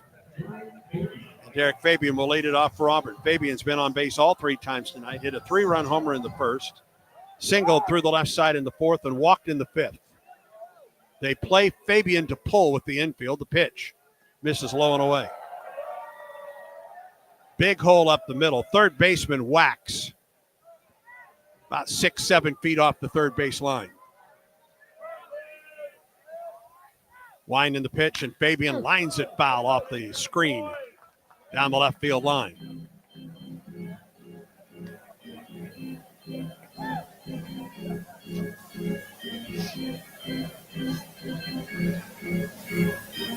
Both teams' bullpens have been very good tonight. Fabian's average up to 429, the 1-1. Base hit up the middle. Fabian on for the 4th time tonight, and it's a leadoff single for Auburn here in the 8th. A 3-hit game for Derek Fabian.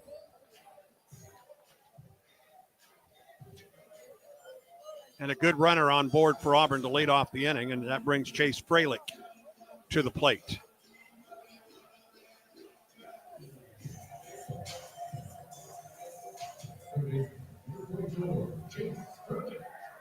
That is Fabian's 5th career 3-hit game.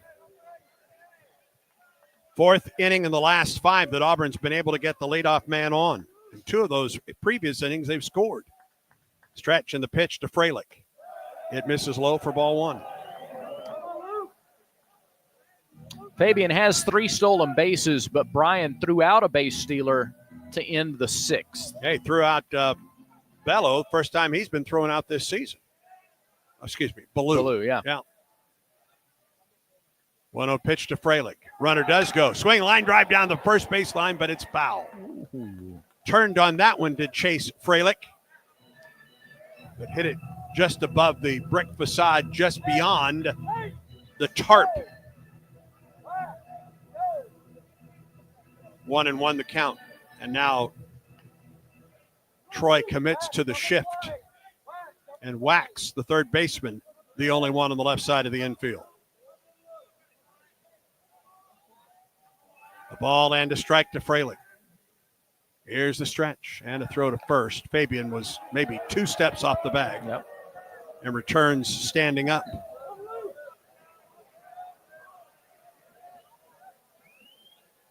Outfield straight away. A couple steps deep with Fralick at the plate. He homered here on Sunday.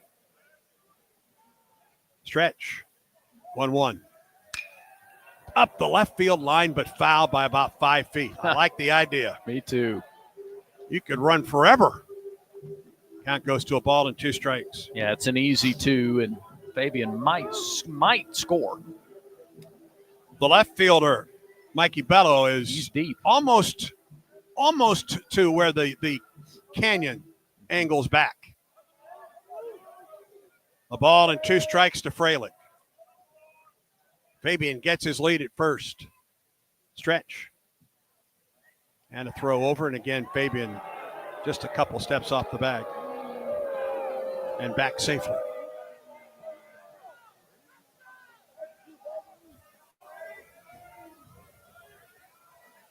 Now the 1-2. Ground ball knocked down by the first baseman, throws to second for 1 to first, double play. It's a 3-6-3 double play. Nicely played by Cavill, the first baseman. Sure was. To stop a ball that was scorched, number 1, a diving stop to his right. And then the third baseman, Wax, covering the bag at second. Yeah, 3-5-3 as it turns out. Just well played by Troy. Second. Two outs and nobody on for Auburn. Second double play the Trojans have turned tonight. And here's Eric Snow with 2 outs and nobody on. The pitch. It misses low for ball 1.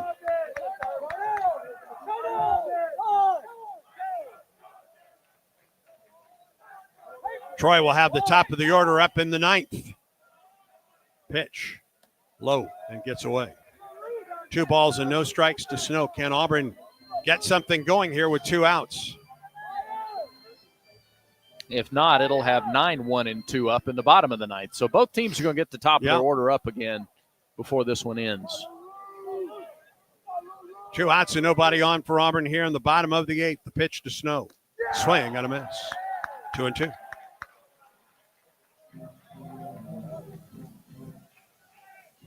Excuse me, 2 balls and a strike. They shift almost every time, don't they? Right-handed shift is on right here. The pitch to Snow. He fouls it back. Now it's 2-2.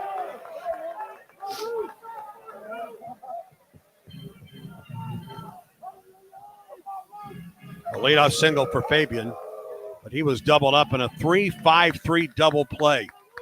Started and finished by Blake Cavill, the first baseman for Troy. 2-2 pitch. Snow to the third baseman, knocks it down with a backhand. Throws to first and got him, and the inning's over. Good play. Troy with a couple sparkling plays defensively in the inning. We go to the 9th. No runs, a hit, no errors, and no one left. Auburn and Troy are tied at 6. Stay tuned, friends. This is the Auburn Sports Network. Here's a clip from a recent Talking Tigers podcast with Andy Burcham. Auburn men's basketball manager Sam Cunningham. When did the idea of coming to Auburn, when did the idea of wanting to work with the basketball program come into your mind, Sam? Well, my family's diehard Auburn fans, so this is the only school I applied to. This was the only school I was looking forward to coming to. So my main goal was getting here, and then when BP said he was saving me a spot, it gave me extra determination to get into Auburn to come work with BP. Okay. And then I love sports, and cancer kind of took away me playing sports, so this is the way to keep me involved with sports. A new episode of the Talking Tigers podcast is released every Monday, wherever you listen to podcasts. Like and subscribe to the Talking Tigers podcast, only from the Auburn Sports Network.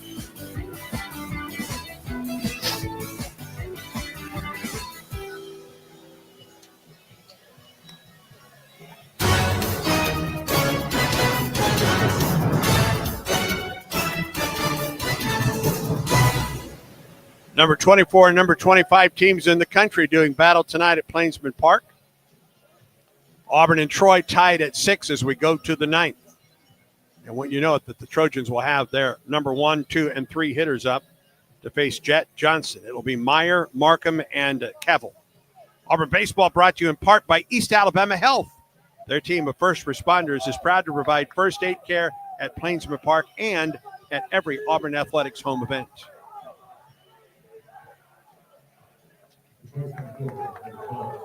Stephen Meyer will lead it off. 1 for 4 on the night. He doubled and scored in the second. He struck out twice. He's grounded out.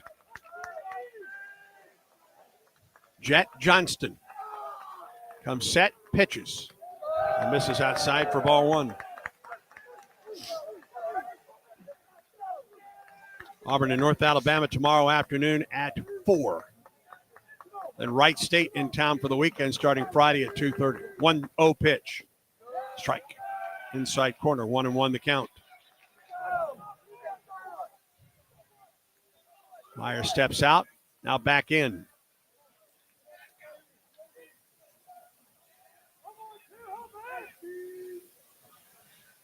The stretch by Johnston and the 1-1 pitch.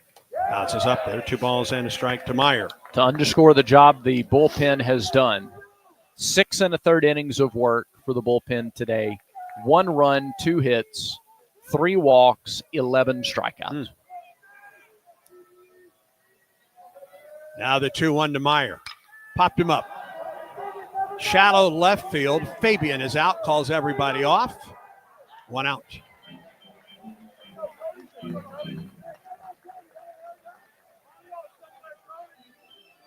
Here's Houston Markham. He is 0 for 4 on the night, a couple strikeouts. He's lined out. He's fouled out.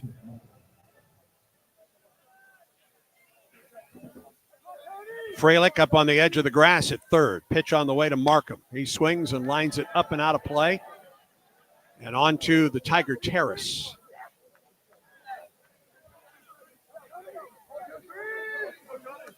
They're not up there looking, are they? No. No, they didn't start the game looking, No. and they're not trying to end it looking. Stretch. Here's the 0-1. Inside, a ball and a strike to Markham. Blake Cavill waits on deck.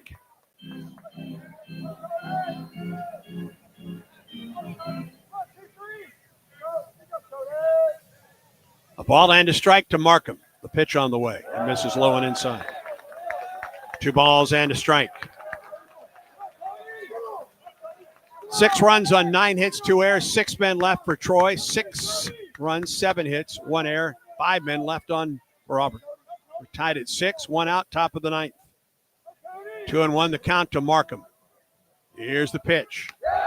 Missed upstairs, 3 balls and a strike to the Pike Road, Alabama native.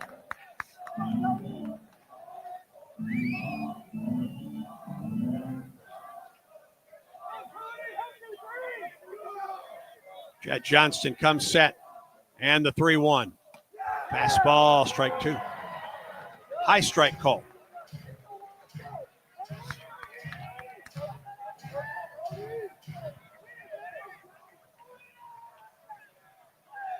Three balls and 2 strikes, the count to Markham.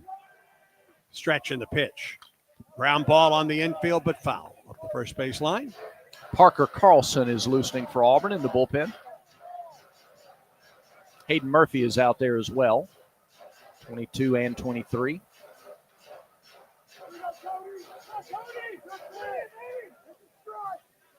Jackson Sanders, Cam Tilley, Jet Johnston have been terrific tonight in relief of Carson Myers. Johnston trying to work through the top of the 9th. Another 3-2 to Markham. Here it is. Got him swinging on a pitch down and in. A throw to first just in case. He's out. Back foot slider, a lot of wicked movement, just sharp break. 13th strikeout for Auburn pitching tonight. Here's Blake Cavill. He's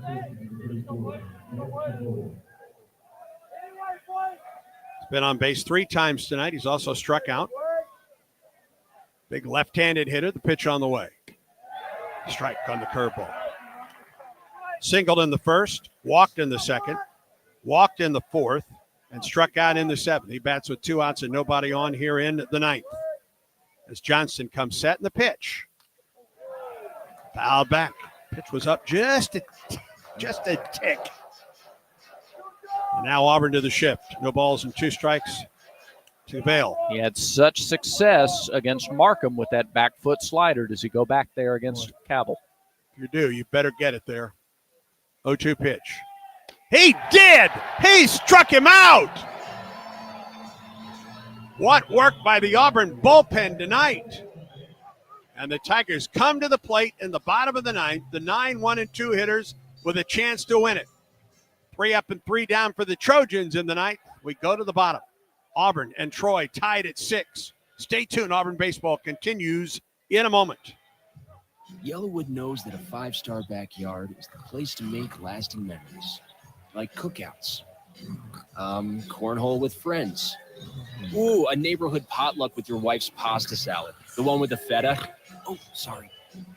Or taking a nap on your deck in a hammock. Naps are memories.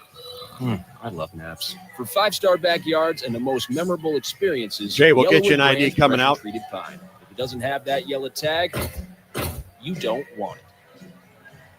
When the game is on the line, you want someone you can count on. At Alabama Power, we believe in consistency and having each other's back. It's our game plan to safely deliver the electricity you depend on. We give 100% to achieve 99.9% reliability. Learn how we power a better Alabama at alabamapower.com/reliable. Alabama Power is a proud supporter of the Auburn Tigers. You're listening to Auburn Baseball. Now, more of the Tigers and Trojans from Plainsman Park. 9-1-2 hitters for Auburn in the bottom of the ninth. The Tigers and Troy tied at 6. We talked about the work that Auburn's bullpen has done. Boy, especially the last two for Troy. Nelson and Lyon have been very good as well. Lyon has set down, has faced 6, has retired 6. He got some help on a big 3-6-3 double play, 3-5-3 double play in the 8th. He will get Bub Terrell, Bristol Carter, and Decade Ballou in the Auburn 9th. Tied at 6. Terrell with his first RBI and first single, first base hit of his Auburn career tonight. And the first pitch misses away, a ball and no strikes. Freshman out of Thompson High School, Alabaster. Pitch on the way. Swing on a foul tip. He loses the bat. It flies off of the screen to the left of the Troy dugout. It must have hit 25 feet up the screen. And he will get some sticky stuff. A ball and a strike to Bub. 6'3", 224. One of those guys in this freshman class that in years past, a guy that would be drafted like that, you can figure right. He's gone. But nope. Yeah. Not Bub. A class that includes Connor Gatwood, who we've yet to see. And everybody in this class decided to come to Auburn. 1-1. High and away. 2 balls and a strike to Terrell.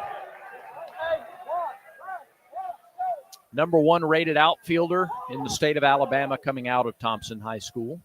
Shift is on now for Terrell. And Wax, the third baseman, the only one on the left side of the infield. 2-1. Right down the middle. It's a strike fastball. 2-2. Well, he must have been looking something off speed there.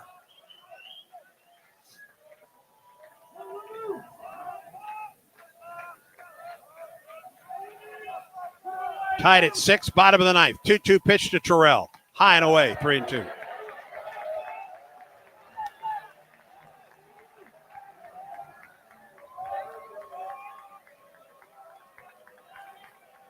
Full count to Terrell, leading off the Auburn ninth. Here's the pitch. Line drive, base hit up the middle. Terrell's aboard with a leadoff single. And it gets by the center fielder. Terrell around second base. He's on his way to third. There's the throw. He's safe.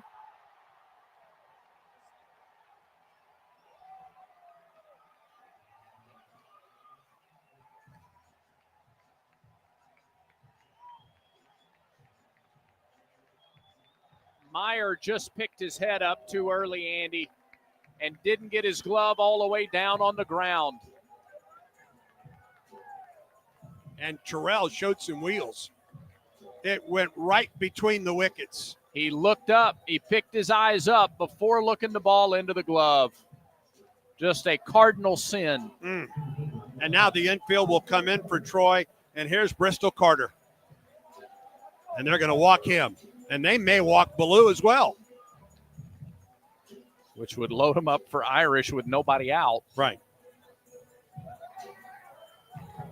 So Carter walks. And here comes Ballou to the plate.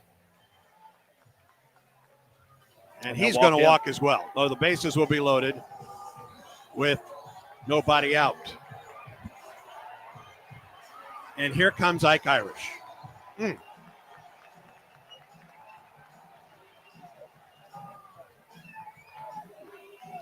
A single on a 3-2 pitch by Terrell. It went through the legs of the center fielder Meyer to the wall, and Terrell made it to third. An intentional walk to Carter, an intentional walk to Ballou, and the bases are loaded with nobody out in the bottom of the ninth. The infield is in. The outfield will cheat in as well. And here is Ike Irish. Pitch on the way to Ike. He holds up on a pitch that misses high and outside. Walk, hit, error, balk. An opportunity for Auburn to win it, and that will bring the head coach out. Can't blame him. Skylar Meade out to bring his infield to the mound and to talk it over with Lyon. The error by Meyer in center, the third error of the night for Troy. At worst, it should have been a runner at first with one out, but the ball just skipped between the legs of the center fielder for Troy. And Bub Terrell never broke stride and made it to third easily. Troy decided to walk Carter and Ballou to get to Ike Irish. And now the count is a ball and no strikes. And as the the Troy infield was on the mound talking, Auburn had all of its runners and the hitter, Ike Irish, talking with third base coach Carl Nonamaker.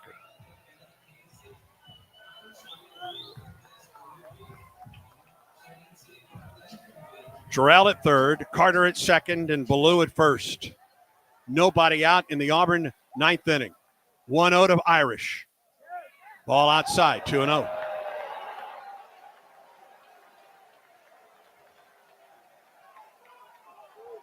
They moved the third baseman Wax even further off the line, but everybody is still in on the infield. 2-0.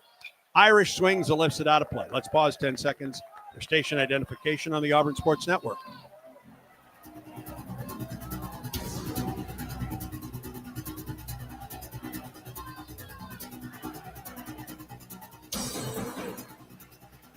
Outfield comes in as well.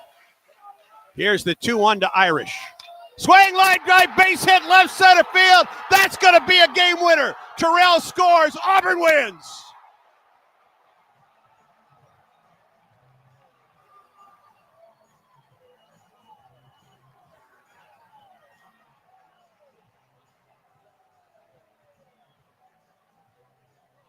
Auburn 7, Troy 6. A thriller on a Tuesday night.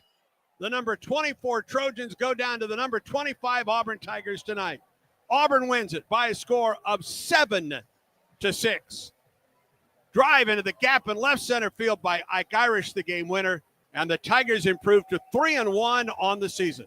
Stay tuned. The Regions Bank postgame show is next, and this is the Auburn Sports Network. Strike out ants, termites, and other pests with a